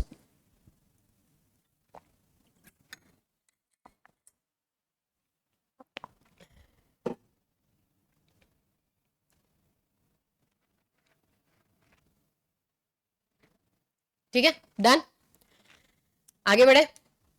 ये क्या हम लोगों ने बात की है, ये हम लोगों ने डिस्कशन किस पे किया है, ये हम लोगों ने डिस्कशन किया है पूरा का पूरा सिर्फ और सिर्फ बेसिक्स ऑफ योर सिलेबस। ठीक है, कि कहां कहां पे क्या क्या होगा, क्या क्या आएगा, एक्सेट्रा एक्सेट्रा। अब मैं बात करूंगी बेसिक्स ऑफ लॉ, जो कि बहुत सारे स्टूडेंट्स को नहीं आता होगा, कोई दिक्कत नहीं है। बहुत सारे स्टूडेंट्स को पता होगा, रिविजन कर लो, कोई दिक्कत नहीं। ठीक है, चले आगे। सबसे पहले आप लोगों को बेसिक अंडरस्टैंडिंग रखना है कि हम लोग जो भी सीख रहे हैं, ये अगर आप ध्यान से देखोगे तो यहां पे आप लोगों ने देखा होगा, यहां पे लिखा है कंपनीज एक्ट, उसके बाद लिखा है एलएलपी एक्ट, राइट, उसके बाद लिखा है जनरल क्लॉज एक्ट, है ना, फेमा एक्ट, बट सब्जेक्ट का नाम इज लॉ। तो लॉ एंड एक्ट फर्क क्या है, मेन बेसिक अंडरस्टैंडिंग ही नहीं है बच्चों को कि एक्ट पढ़ रहे हैं, लॉ पढ़ रहे हैं, समझ में नहीं आ रहा है। तो बेसिक अंडरस्टैंडिंग पहले ले लो कि लॉ एंड एक्ट के बीच का फर्क होता क्या है। ओके, और हम लोग जो है, हम लोग बहुत सारी चीजें हम लोग सीखने वाले हैं एक्ट से ही। मतलब क्या है, मॉड्यूल से भी पहले हम लोग समझेंगे एक्ट से, जो कि होगा, जिसको बोला जाता है बेयर एक्ट। क्या बोलते हैं, बेयर एक्ट। बेयर एक्ट का मतलब होता है कि आपको ये समझना है एक्ट एग्जैक्टली बनता कैसे है, उसका एक प्रोसेस है जो कि कुछ स्टूडेंट्स पढ़ के आए हैं, बट मैं एक बार बता देती हूँ एक्ट बनता कैसे है। बेसिक आपको स्ट्रांग रखना है आपका। ओके, एक्ट बनता कैसे है, सबसे पहले तो ड्राफ्ट बनेगा। वो जो ड्राफ्ट बनेगा, वो ड्राफ्ट जाएगा आगे लोकसभा एंड राज्यसभा में। उसके बाद क्या होगा, वो जाएगा आगे कहां पे, लोकसभा एंड राज्यसभा में। जब लोकसभा एंड राज्यसभा, आप लोगों ने देखा होगा ना वो संसद वो बैठते हैं लोग ऐसे, जहाँ पे वो ठक ठक ठक ठक ठक ठक खेलते रहते हैं, है ना, देखा होगा आप लोगों ने। ज्यादा से ज्यादा टाइम तो वो एक दूसरे की बेइज्जती करने में लगे रहते हैं, या आवाज चढ़ाने में, बेंच बजाने में, वो जो भी जहां पर भी बैठे उसमें लगे रहते हैं। वो वाला जो होता है, वो सेशंस जो चलते हैं, वो है लोकसभा एंड राज्यसभा, जहाँ पे एक्ट पास हो रहे, सोचो वहां पे एक्ट पास होते हैं। तो लोकसभा एंड राज्यसभा में जाएंगे, उसके बाद ड्राफ्ट होने के बाद लोकसभा एंड राज्यसभा के बाद आगे जाएगा। ये ड्राफ्ट बना, लोकसभा राज्यसभा आया, पार्लियामेंट में आया, पार्लियामेंट से अप्रूव हो जाएगा। अगर पार्लियामेंट से अप्रूव हो गया तो इस पे बनेगा प्रेसिडेंट का साइन। जब प्रेसिडेंट का साइन आएगा उसके बाद ऑफिशियल गैजेट में जाएगा, ठीक है। उसके बाद आपका बनेगा एक्ट। ये पूरा प्रोसेस जब कंप्लीट होगा तब क्या बनेगा, तब बन रहा है तुम लोगों का एक्ट। तो इसका मतलब act is nothing but, basic समझ लो, act is nothing but what, as it is passed by parliament, as it is passed by parliament. कि पार्लियामेंट ने जो भी मेन बेसिक बेयर, मतलब कोई चीज है एडिशन, खिचड़ी कुछ भी नहीं है उसमें, पूरा का पूरा प्लेन चावल है ये, समझा। उसमें जब हम लोग बहुत सारी चीजें ऐड करते जाएंगे तब जाके जो खिचड़ी बनेगी वो होता है लॉ। अब वो बहुत सारी चीजें क्या वगैरह वो समझाती हूँ, बट पहले मैं एक वर्ड समझा देती हूँ। पहले ऑफिशियल गैजेट। ऑफिशियल गैजेट का मतलब होता है it's kind of a newspaper. जैसे आपके घर में न्यूज़पेपर आता है तो वो जो भी एक दिन में जो जो हुआ है वो कल की खबरें सारी आपको आज के सुबह पढ़ने के लिए मिल जाती है कि हाँ ठीक है, ये हुआ, ये हुआ, ऐसा हुआ, वैसा हुआ। तो वैसे ही ऑफिशियल गैजेट का भी एक वेबसाइट होता है, ठीक है।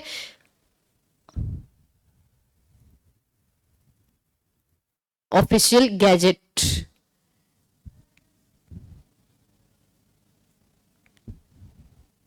नेट क्यों स्लो हो गया।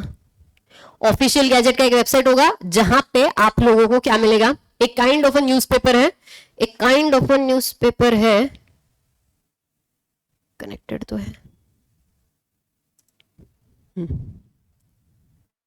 ठीक है,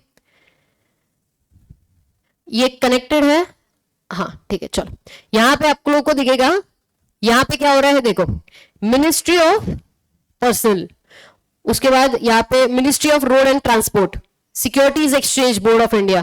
तो ऐसे बहुत सारे जो इंप्लीमेंट करने वाले जो लोग हैं लॉ को, वो लोग धीरे धीरे करके जो भी टॉपिक पे जो चेंजेस आते हैं या जो भी एक्ट पास होता है वो यहाँ पे पब्लिश करते हैं।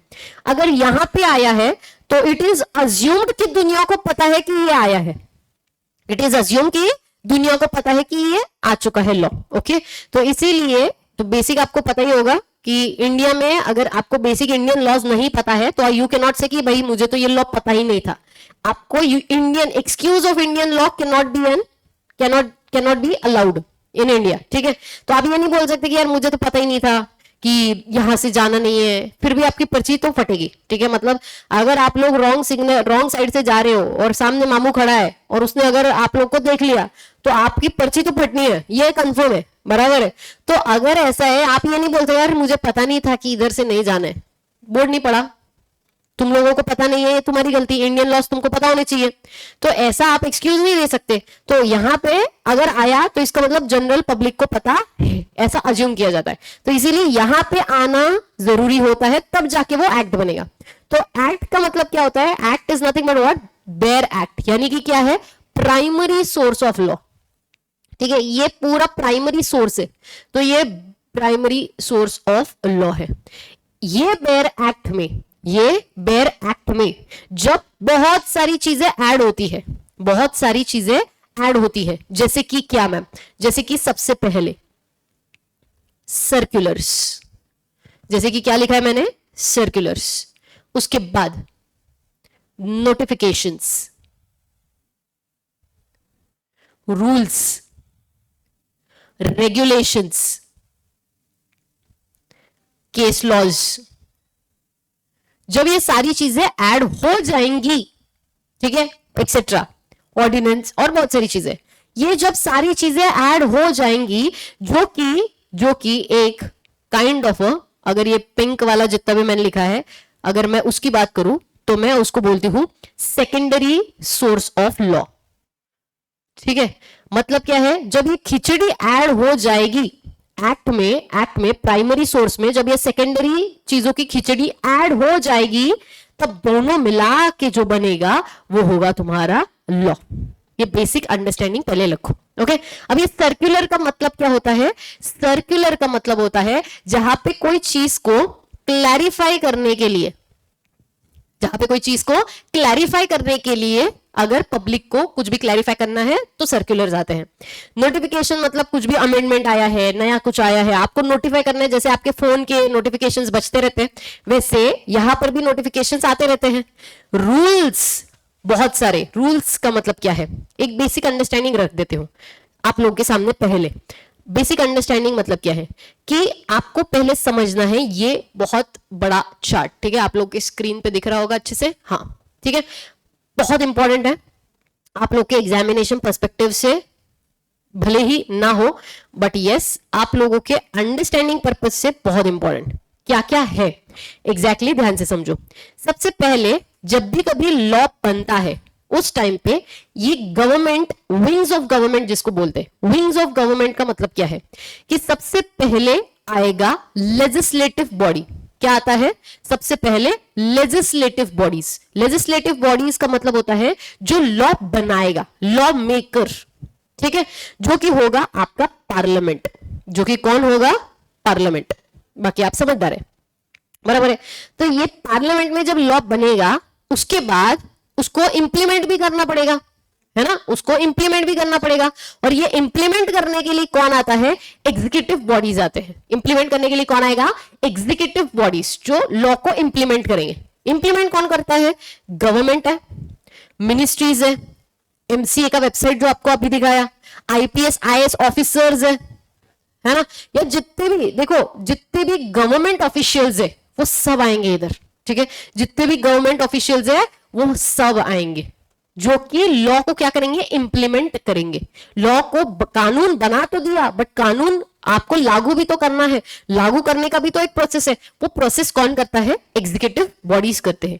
और ये जो कानून लागू किया है उस कानून लागू करने के बाद जुडिशियरी बॉडीज आएंगे। मतलब क्या है? देखो कुछ भी हो, दो लोगों के बीच में झगड़ा तो होना ही है, बाकी आप समझदार है, दो लोग साथ में आए तो झगड़ा तो होना ही है, आज नहीं तो कल से।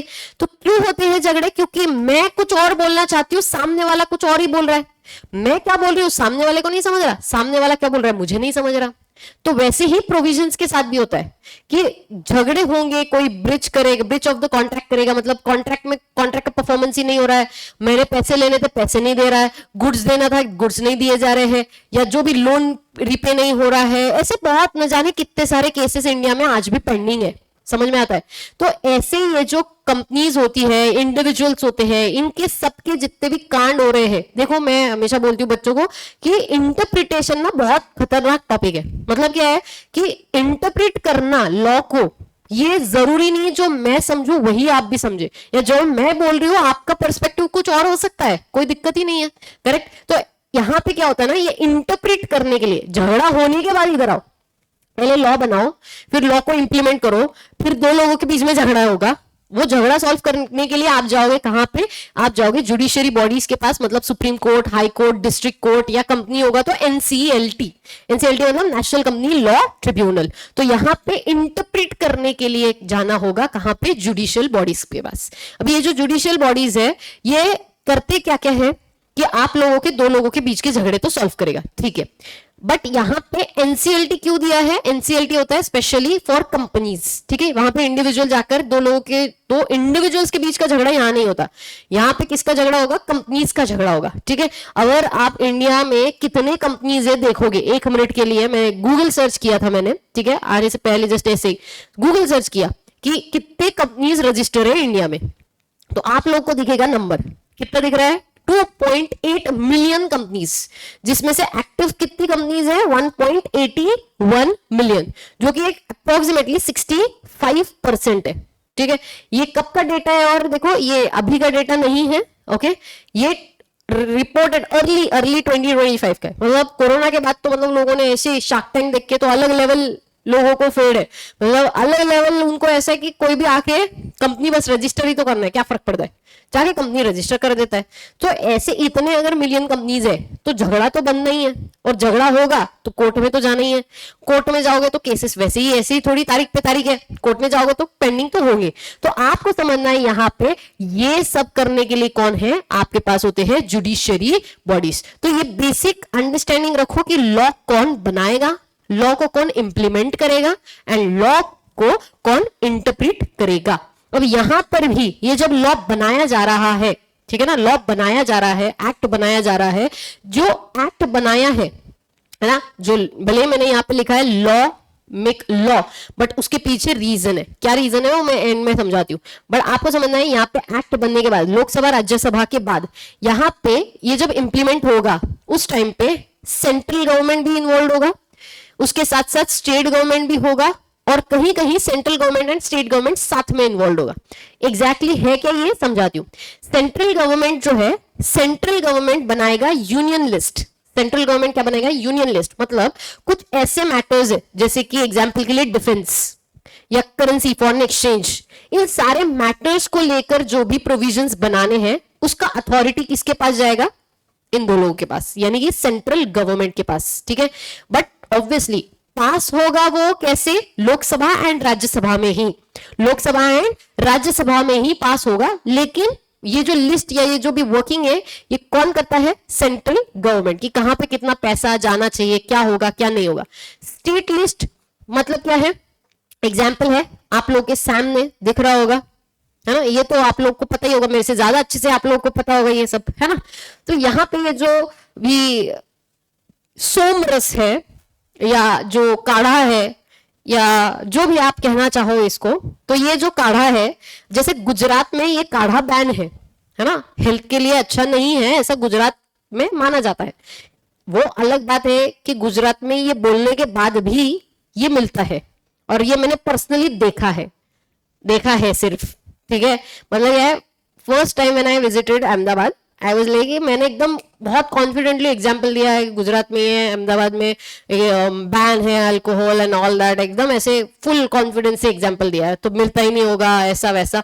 और फिर बाद में बच्चों ने बताया कि मैम इसी बिल्डिंग में जहां पे आप पढ़ा रहे हो, बस पार्किंग में जाओ, आपको पता चलेगा कितना बैन है। और मैंने पर्सनली देखा लोगों को, ऑफिशियल्स को, अब बोलना नहीं चाहिए वैसे तो, बट ठीक है, बहुत सारे ऑफिशियल्स को इसमें इन्वॉल्व होते हुए देखा, वही खुद तस्करी कर रहे हैं इन सारी चीजों की। तो ये बैन है, लेकिन लॉ क्या बोलता है, एक्ट क्या बोल रहा है कि गुजरात में अल्कोहल बैन है। तो ये किसने डिसाइड किया, ये गुजरात स्टेट ने डिसाइड किया। तो यहाँ पे स्टेट गवर्नमेंट अपने स्टेट के हिसाब से कुछ चीजें डिसाइड करता है, ओके। वो कहां पे लिखा जाएगा, स्टेट लिस्ट में लिखा जाएगा। तो ये अल्कोहल बैन है, कहां लिखा है, स्टेट लिस्ट में, समझ आया। उसके बाद आता है एक कॉन्करेंट लिस्ट। कॉन्करेंट लिस्ट का मतलब होता है जहां पे सीजी एंड एसजी, मतलब सेंट्रल गवर्नमेंट स्टेट गवर्नमेंट साथ में आके डिसाइड करेंगे कि जैसे एजुकेशनल पॉलिसीज, फॉरेस्ट डिफॉरेस्टेशन इतना सारा हो रहा है तो उनको लेके पॉलिसीज, ये सारी कौन डिसाइड करता है, सेंट्रल एंड स्टेट साथ में डिसाइड करेंगे कॉन्करेंट लिस्ट के अंडर।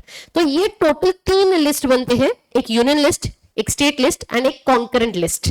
ये कौन बनाता है, गवर्नमेंट बनाता है, ठीक है। अब ये मैंने स्पेशली मेंशन क्यों किया, इसीलिए किया क्योंकि एक्ट जो है ना, आपको समझना है, इसीलिए मेंशन किया है क्योंकि एक्ट जो है, एक्ट बनाता है पार्लियामेंट। एक्ट कौन बनाता है, एक्ट बनाता है पार्लियामेंट, यानी कि कौन, लोकसभा एंड राज्यसभा।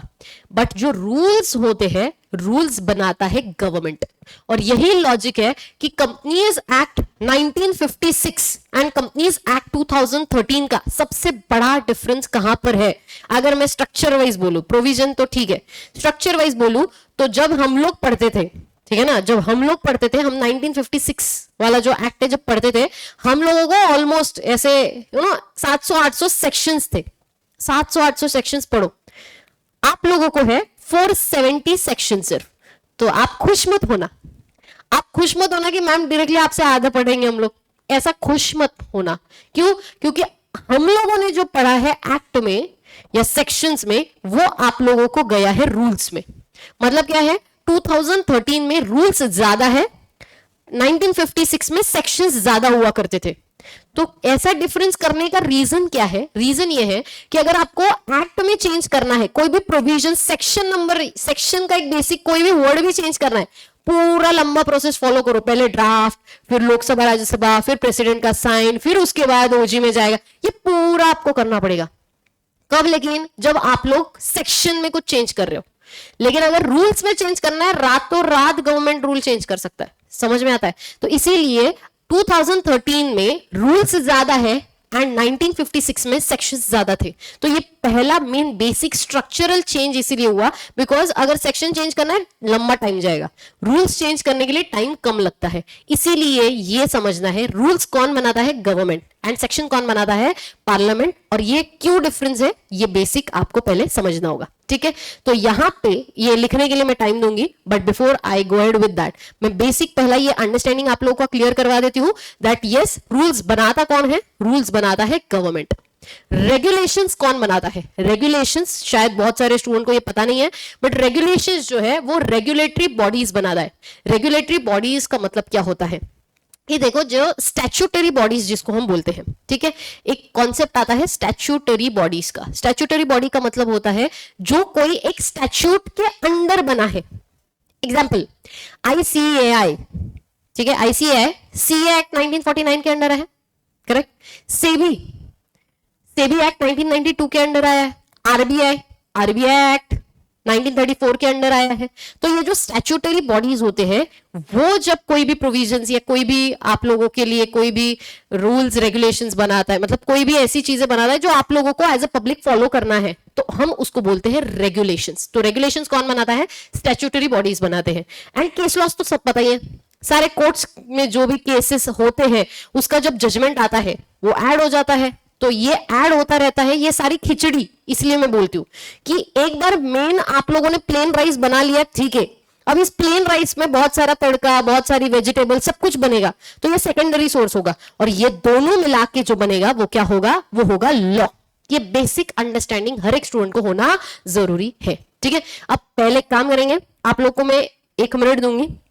पहले आप लोग जो एक्ट एंड लॉ के बीच का फर्क है पहले वो लिखोगे, एंड उसके बाद एग्जीक्यूटिव बॉडीज, लेजिस्लेटिव बॉडीज का जो चार्ट था मेरा, वो आप लोग लिखोगे। ठीक है, आप लोग के पास टाइम है 2 से 3 मिनट का, जो कि आप लोग को लिखना है।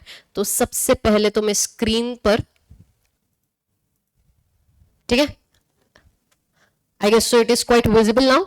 सो फर्स्ट आप लोग लिखोगे, come on start writing first. 2 ही मिनट है आप लोगों के पास, ज्यादा टाइम नहीं।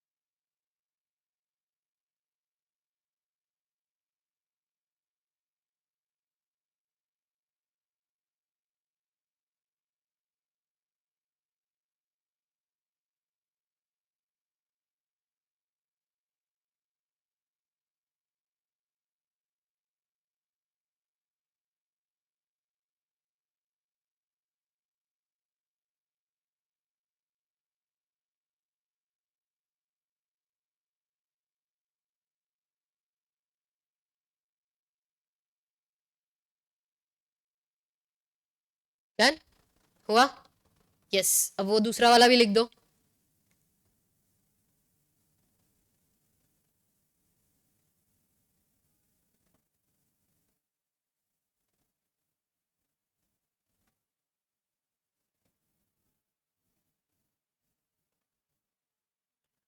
ऑनलाइन वाले यूट्यूब पे है, इसका मतलब ये नहीं है कि सिर्फ स्क्रीनशॉट निकाल के रख दिया, लिखना है कंपलसरी सबने।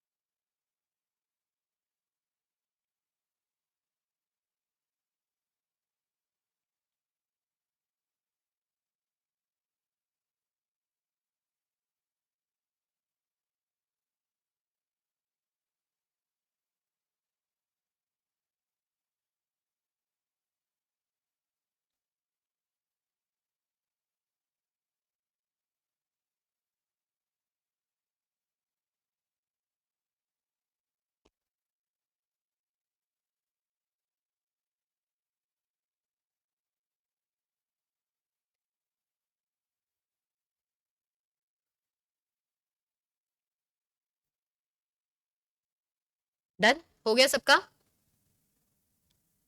फटाफट लिखो चलो।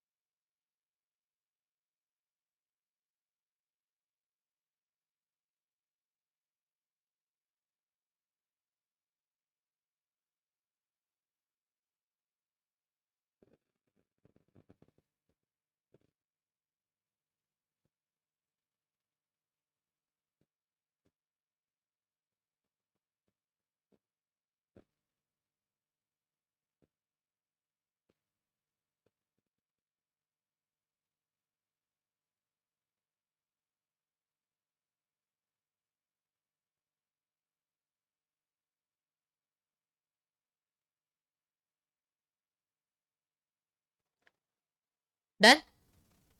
यस, हो गया सबका? चले आगे अभी? ओके, अब ये हो गया बेसिक, आपको समझाया एक्ट एंड लॉ के बीच का फर्क क्या होता है। उसके बाद हम लोगों ने समझा कि एग्जैक्टली कहां पे कौन क्या क्या रोल प्ले करेगा एक्ट या लॉ बनते टाइम पे, करेक्ट। अब हम लोग बात करेंगे कि देखो हमारा ये जो कॉर्पोरेट लॉ है ये पूरा कंपनी से भरा हुआ है, बराबर। तो कंपनी के बारे में थोड़ा बहुत बेसिक इंफॉर्मेशन सबको है यहाँ पे। ऑब्वियसली 2 लोग आएंगे, फिर कंपनी फॉर्म करेंगे, है ना। मिनिमम नंबर ऑफ मेंबर कितने लगते हैं? अगर एक 1 पर्सन कंपनी है तो 1 बंदा चाहिए, प्राइवेट कंपनी है तो 2 बंदा चाहिए, एंड पब्लिक कंपनी है तो 7 बंदे चाहिए, बराबर। ये मिनिमम चाहिए, ये आपको सबको पता है, और जो डायरेक्ट एंट्री है उनको भी पता है, जो फाउंडेशन वाले हैं उनको तो वैसे ही पता है, correct. But along with that सबसे इंपॉर्टेंट पॉइंट क्या आता है कि कंपनी के बारे में ये बेसिक पता है, ठीक है, बट कंपनी के बारे में कुछ सवाल मैं आप लोगों से पूछना चाहती हूँ। कंपनी का जो एक लीगल स्टेटस है, यानी ये क्या है कि कंपनीज एक्ट 2013 के अंडर कोई कंपनी बनी है, कोई कंपनी शायद से 1956 के अंडर बनी है, कोई कंपनी उससे पुराना जो कंपनीज एक्ट है ना, उससे पुराने भी कंपनीज एक्ट हुआ करते थे, ठीक है, तो उस कंपनीज एक्ट के अंडर बनी है। तो ये जितने भी पुराने कंपनीज एक्ट बने थे या बने हैं, उन सारे कंपनीज एक्ट के अंडर जो जो कंपनीज बने हैं, उन सबको लेकर कुछ बेसिक क्वेश्चंस है जो मुझे आप लोगों से पूछने हैं। सबसे पहले तो आप समझो, सबसे पहले तो आप लोग ये समझो कि जैसे अगर मैं बात करती हूं, है ना, जैसे मैं बात करती हूँ टाटा स्टील के बारे में, जो कि आया था 1907, करेक्ट। तो आपको समझना है कि 2013 से पहले 1956 हुआ करता था, 1956 से पहले 1913 भी हुआ करता था, 1913 से पहले 1882 भी हुआ करता था, एंड 1882 से पहले 1850 भी हुआ करता था, और कल जाके शायद कल जाके 2050 2055 जब भी कंपनीज एक्ट वापस से आएगा तब भी आ सकता है। तो ये जितने भी कंपनी का मेन बेसिक अगर आप लोगों को डेफिनेशन याद होगा तो सेक्शन 2 क्लॉज 20 में क्या लिखा है? Company incorporated under this act और any other previous law, under this act और एनी अदर प्रीवियस लॉस। तो जितने भी पुराने एक्ट्स में जितने भी कंपनीज बने होंगे उन सब पर भी कंपनीज एक्ट लगेगा। रिलायंस न जाने कब बना है, मतलब न जाने मतलब 1983 या 1977 में आया था। तो आप लोगों को समझना है एचडीएफसी बैंक है, तो ये सारे जितने भी कंपनीज, टाटाज है, बहुत सारे कंपनीज बने हुए हैं पुराने एक्ट्स में। तो ये जितने भी पुराने एक्ट्स में जितने भी पुरानी कंपनीज बनी है वो, और अब 2013 के अंदर जितनी भी नई कंपनीज बन रही है वो, उन सब पर कंपनीज एक्ट एप्लीकेबल है, ये तो हम सबको पता है। तो ये जब कंपनीज एक्ट एप्लीकेबल है तो ये कंपनी पहले तो बनता कैसे है वो तुमको पता है, लेकिन ये कंपनी जब बन रहा है तब कुछ बेसिक चीजें हैं जो हम लोगों को पता है क्या, ये मेरा आप लोगों से सवाल है। और ये बेसिक चीजें क्या है वो आप लोगों को जवाब देनी है। Online students, you guys also you should write in your chat box, ठीक है, आप लोग को भी लिखना है। सबसे पहला सवाल है मेरा कि कंपनी का जो लीगल स्टेटस है उस चीज को लेके। तो सबसे पहला, कंपनी जो है वो आर्टिफिशियल पर्सन है, ये हम सबको आता है ना, आर्टिफिशियल पर्सन है। आप लोगों ने फीचर्स ऑफ कंपनी सीखा है, हर किसी ने सीखा है, बीकॉम में भी सीखा है हम लोगों ने। फीचर्स ऑफ कंपनी में सबसे पहला क्या आता है? Separate legal entity, artificial person, perpetual succession, common seal, है ना, ये बेसिक सीखा हुआ है। मैं ये ऑब्वियसली मैं ये वापस से एक्सप्लेन भी करूंगी, जिनको नहीं पता है उनको पता हो इसीलिए, बट थोड़ा सा क्विक हम लोग रिवीजन जैसा हम लोग रिवाइज करेंगे उसको। मतलब क्या है कि आपको पता नहीं भी होगा तब भी पता चल जाएगा, और जिनको पता है उनको बस रिवाइज हो जाएगा। ओके, तो सबसे पहले तो आर्टिफिशियल पर्सन है, ये हम सबको पता है, नेचुरल पर्सन नहीं है, ये इजी था, कोई दिक्कत नहीं। कंपनी जो है, क्या कंपनी का कोई नेशनैलिटी होता है क्या? क्या सवाल है मेरा, क्या कंपनी का कोई नेशनैलिटी होता है क्या? मतलब क्या है, ये इंडियन कंपनी है ना, ये सिंगापुर की कंपनी है, ये बाहर की कंपनी है, कोई दूसरे कंट्री की कोई तो कंपनी, जापान की कंपनी है ना। तो क्या कंपनी का कोई भी कंपनी का क्या नेशनैलिटी होता है क्या? ये मेरा आप लोगों से सवाल है, आप लोग जवाब देंगे। नेशनैलिटी होता है या नहीं होता है कंपनी का, ये बताएंगे आप लोग मुझे। चलो फटाक से।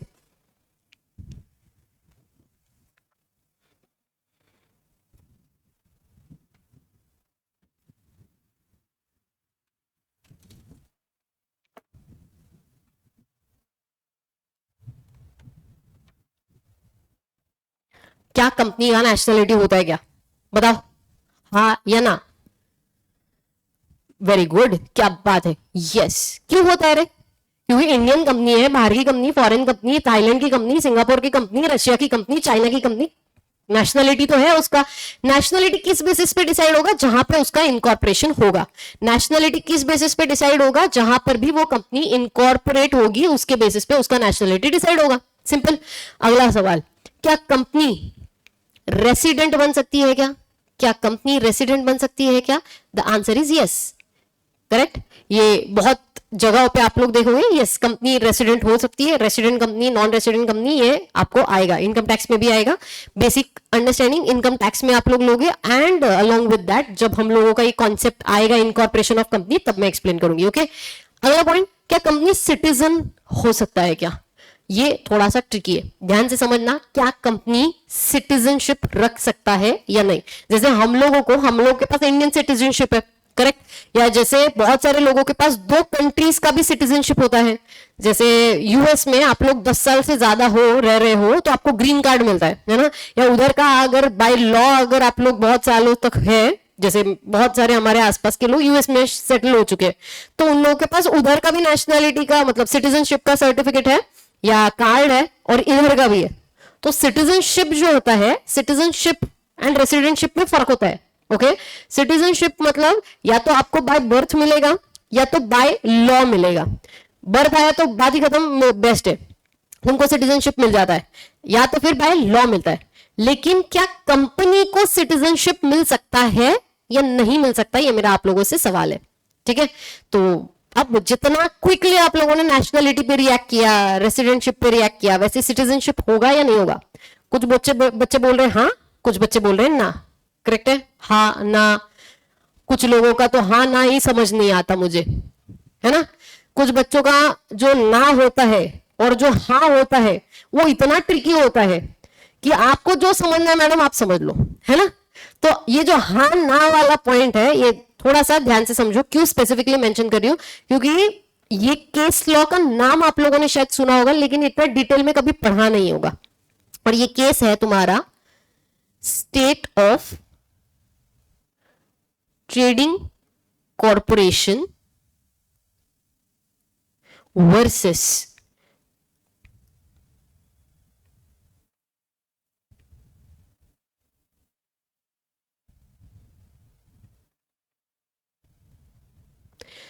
स्टेट ट्रेडिंग कॉर्पोरेशन वर्सेस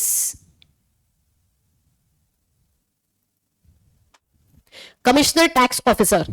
ये मतलब क्या है, ध्यान से समझो। State trading corporation versus commissioner tax officer, ये केस क्या था? हुआ ये था, एक कंपनी फॉर्म हुई है, ठीक है, स्टेट ट्रेडिंग कॉर्पोरेशन। उस टाइम पे, ये 1963 वगैरह की मैं बात कर रही हूँ, ठीक है। उस टाइम पे गवर्नमेंट ने एक लॉ लाया था, और वो लॉ क्या था कि अगर आप इंडिया के सिटीजन हो, अगर आप इंडिया के सिटीजन हो और ट्रेडिंग बिजनेस करते हो इंडिया में, तो आप लोगों को इनकम टैक्स भरने की जरूरत नहीं है। कितना भारी है ना। अगर आप सिटीजन हो एंड अगर आप ट्रेडिंग करते हो तो आप लोगों को इनकम टैक्स भरने की जरूरत नहीं है। ये लॉ था तब। हुआ ये कि 3 लोगों ने मिलकर, 3 लोग आए साथ में, 3 लोगों ने मिलकर एक कंपनी फॉर्म कर दी, स्टेट ट्रेडिंग कॉर्पोरेशन, और ट्रेडिंग एक्टिविटी चालू कर दी और टैक्स नहीं भरा। ये बोल के कि जितने भी डायरेक्टर्स या जो भी 3 प्रमोटर्स है वो सारे इंडियन सिटीजन है। अगर वो इंडियन सिटीजन है और वो ट्रेडिंग बिजनेस कर रहे हैं इंडिया में, तो वैसे ही स्टेट ट्रेडिंग कॉर्पोरेशन भी इंडिया का सिटीजन है। क्यों? क्योंकि वो इंडियन सिटीजन के थ्रू चल रहा है। तो हुआ क्या था, यहां पे ये बोल रहे हैं कि हमको इनकम टैक्स एक्ट की जरूरत नहीं है। हमको क्या है, इनकम टैक्स एक्ट की वजह से हम लोगों को इनकम टैक्स एक्ट एप्लीकेबल नहीं होगा। क्यों नहीं होगा? क्योंकि हम तो सिटीजन है इंडिया के। तो भाई तुम इंडिविजुअल हो जो सिटीजन है, ठीक है। पर व्हाट अबाउट कंपनी? कंपनी जो धंधा कर रही है, जो ट्रेडिंग का है, तो क्या वो सिटीजनशिप रखेगा या नहीं रखेगा? तो एक ना पुराना एक एक्ट आता था, ठीक है, या लॉ था, जिसको बोलते थे हेल्सबरीज लॉ। क्या बोलते थे? हेल्सबरीज लॉ। इसमें ना क्या होता था, ये जो लोग कंपनी, मतलब अगर किसी चीज का आप लोगों को नेशनलिटी डिसाइड नहीं करना पॉसिबल, तो जो भी उस कंपनी को चला रहा होगा उसके दम पर उस कंपनी का क्या होता था, उस कंपनी का नेशनलिटी डिसाइड करते थे, ठीक है। तो आपको ये वाला पुराना लॉ है था, मतलब तब के जमाने में। तो वो क्या बोल रहे थे कि जो 3 सिटीजन है वो जो 3 डायरेक्टर है वो भी इंडियन सिटीजन है जिन्होंने कंपनी बनाई है, तो कंपनी तो सिटीजन हुई, कंपनी सिटीजन है। तुमने बोला सिटीजन ट्रेडिंग करता है तो इनकम टैक्स नहीं भरेगा, हम नहीं भर रहे। तो इसीलिए ये केस हुआ, एंड ये केस में जो जजमेंट दिया गया, वो जजमेंट में ये बोला गया कि कंपनी जो है वो कभी भी सिटीजन नहीं बन सकता। कंपनी को सिटीजन, देखो सिटीजन क्या है, सिटीजनशिप आप लोगों को बाय बर्थ मिल रहा है या तो बाय लॉ मिलता है। अगर आपके डायरेक्टर्स ने शादी कर ली तो क्या कंपनी भी शादी कर सकती है क्या? नहीं ना। तो आपके डायरेक्टर सिटीजन होंगे लेकिन कंपनी सिटीजन नहीं बनेगा। इसी का आप लोगों का कॉन्सेप्ट था सेपरेट लीगल एंटिटी पे। याद आया? कंपनी अलग होती है, उसके मेंबर्स डायरेक्टर्स अलग होते हैं, ये हम लोगों ने सीखा है। तो सेपरेट लीगल एंटिटी का मतलब क्या है कि कंपनी जो है उसके डायरेक्टर से भी अलग है, उसके एम्प्लॉइज से भी अलग है, उसके मेंबर्स से भी अलग है, और जो जो अदर्स आएंगे उन सब से कंपनी अलग है। कंपनी एक स्पेशल आर्टिफिशियल पर्सन है, अलग है पूरा। अगर जस्ट बिकॉज तुम्हारे डायरेक्टर शादीशुदा है तो कंपनी शादी नहीं करेगा। तुम्हारे डायरेक्टर्स जो है वो इंडियन सिटीजन है, मतलब कंपनी को सिटीजनशिप नहीं मिलेगा। कंपनी अलग है और मेंबर्स अलग, डायरेक्टर्स अलग, और इसी की वजह से कंपनी को कभी भी सिटीजनशिप नहीं दिया जा सकता, क्योंकि सिटीजनशिप एक्ट अगर आप देखोगे कभी, सिटीजनशिप एक्ट 1955 के अंडर क्लियरली लिखा है सिटीजनशिप सिर्फ और सिर्फ नेचुरल पर्सन को मिलता है, आर्टिफिशियल पर्सन को नहीं मिलता है, और इसीलिए कंपनी के पास सिटीजनशिप कभी भी नहीं आएगा। ये बात समझ आई? तो कंपनी कभी भी सिटीजन नहीं बन सकता। तो पहला पॉइंट, आर्टिफिशियल पर्सन होता है, यस। दूसरा पॉइंट, नेशनलिटी मिलेगा, यस। तीसरा पॉइंट, क्या रेसिडेंट बनेगा, यस। चौथा पॉइंट, क्या सिटीजन बनेगा कंपनी, नो। क्या कंपनी के पास सेपरेट लीगल एंटिटी हो सकता है, यस। क्या कंपनी सेपरेट लीगल एंटिटी है, यस। सेपरेट लीगल एंटिटी का मतलब क्या है मैंने आप लोगों को समझाया। सेपरेट लीगल एंटिटी, एक सेकेंड रुको, इसका जो एक्सप्लेनेशन है वो हमारा इधर है। क्या कंपनी सेपरेट लीगल एंटिटी है, यस, उसका एक्सप्लेनेशन मैंने दे दिया। नेक्स्ट, क्या कंपनी के पास परपेचुअल सक्सेशन होता है, परपेचुअल सक्सेशन। परपेचुअल सक्सेशन का मतलब क्या है रे? परपेचुअल सक्सेशन का मतलब होता है कोई भी आए, कोई भी जाए, कोई भी मरे, कोई भी रिटायर हो जाए, कोई फर्क नहीं पड़ेगा। जैसे जिंदगी में कोई भी आए, कोई भी जाए, जिंदगी चलती रहनी चाहिए, सेम वैसे ही कंपनी में भी कोई भी आए, कोई भी जाए, रिटायर होए, मरे, कोई फर्क नहीं पड़ता, कंपनी चलती रहेगी। तुम जाओ, तुम नहीं तो कोई और सही, कोई और नहीं तो कोई और सही, और वो भी नहीं तो कोई और तो सही तो आएगा ही। ये मन में पकड़ के चलो। तो वैसे ही परपेचुअल सक्सेशन होता है जो चलता ही रहेगा, वैसे ही कंपनी भी चलती रहेगी। तो कंपनी सेपरेट लीगल एंटिटी भी है। कंपनी के पास क्या परपेचुअल सक्सेशन है, मतलब कंपनी सिर्फ और सिर्फ डिसॉल्व कैसे होगी, लॉ से ही होगी, बनेगी भी लॉ से और डिसॉल्व भी लॉ से होगी। और इसीलिए हम बोलते हैं कंपनी कैसी होती है, इमॉर्टल होता है। कंपनी कैसा होता है, इमॉर्टल होता है। इमॉर्टल का मतलब क्या समझना है, हेवी वर्ड हो गया, जान दो, अभी मत समझो, बाद में समझा दूंगी, जब मेन टॉपिक आएगा तब डिटेल में समझाऊंगी। अभी के लिए इमॉर्टल का मतलब क्या समझना है कि कंपनी को लॉ ही डिसॉल्व कर सकता है और कंपनी को लॉ ही बना सकता है, बस इतना, ठीक है। तो परपेचुअल सक्सेशन क्लियर है। तो सेपरेट लीगल एंटिटी हो गया, परपेचुअल सक्सेशन हो गया। नेक्स्ट, उसके बाद चौथा पॉइंट, क्या कंपनी के पास कॉमन सील होता है। कंपनी के पास कॉमन सील होना मैंडेटरी है, हो भी सकता है, नहीं भी हो सकता, डिपेंड करता है तो अच्छी बात है, हर डॉक्यूमेंट पे लगा दो, नहीं है तब भी चलेगा, कोई दिक्कत नहीं। Common seal is nothing but what, एक काइंड ऑफ अ सिग्नेचर है कंपनी का। जैसे हमारा सिग्नेचर होता है वैसे कंपनी का भी अपना सिग्नेचर होता है। ये भी उसके पास एक राइट है, स्यू एंड बीइंग स्यूड, ये राइट है। मतलब क्या है, कंपनी के अगेंस्ट भी कोई भी केस फाइल कर सकता है और कंपनी भी किसी और के अगेंस्ट केस फाइल कर सकता है। ये भी बेसिक आता है तुम लोगों को, राइट। तो ये बेसिक है जहां से आप लोगों को लीगल स्टेटस समझता है, किसका, कंपनी का। ये समझ आया, पक्का, clear. Legal status of the company पे सिर्फ बात करी हमने। मैं आप लोगों को वापस से 1 मिनट दूंगी, 1-2 मिनट दूंगी मैक्सिमम। आप लोगों को ये कंप्लीटली अच्छे से लिखना है, जहां पे मैंने डिटेल में डिस्कशन किया है, ओनली नेचुरल पर्सन अलाउड, ठीक है। ये आप लोगों को बहुत काम में आएगा आगे। ओके, ये आप लोग लिख देना, उसके बाद हम लोग बढ़ेंगे आगे लास्ट कुछ मिनट, और उसके बाद हम सेशन एंड करेंगे। ठीक है, लिख दो फटाक से, पहले ये लिखो फिर बचे हुए फीचर्स लिखेंगे।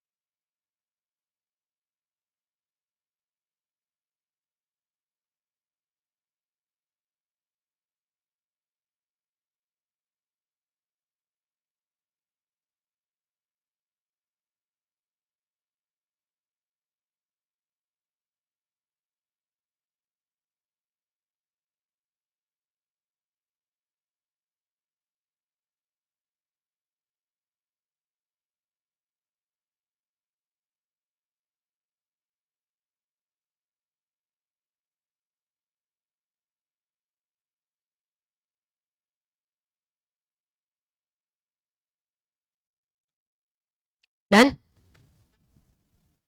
फटाफट लिखो चलो।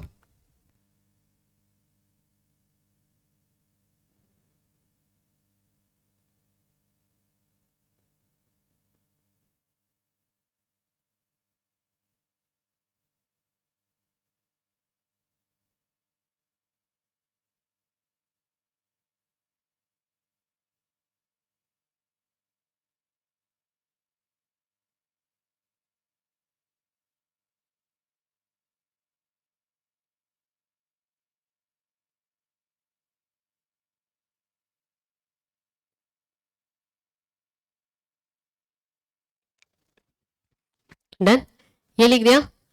अब इसके साथ साथ ये वाला भी थोड़ा सा लिख दो फटाक से। ये समझ लो, कंपनी अलग है, डायरेक्टर्स से, मेंबर्स से, एम्प्लॉइज से, कंपनी पूरा अलग है।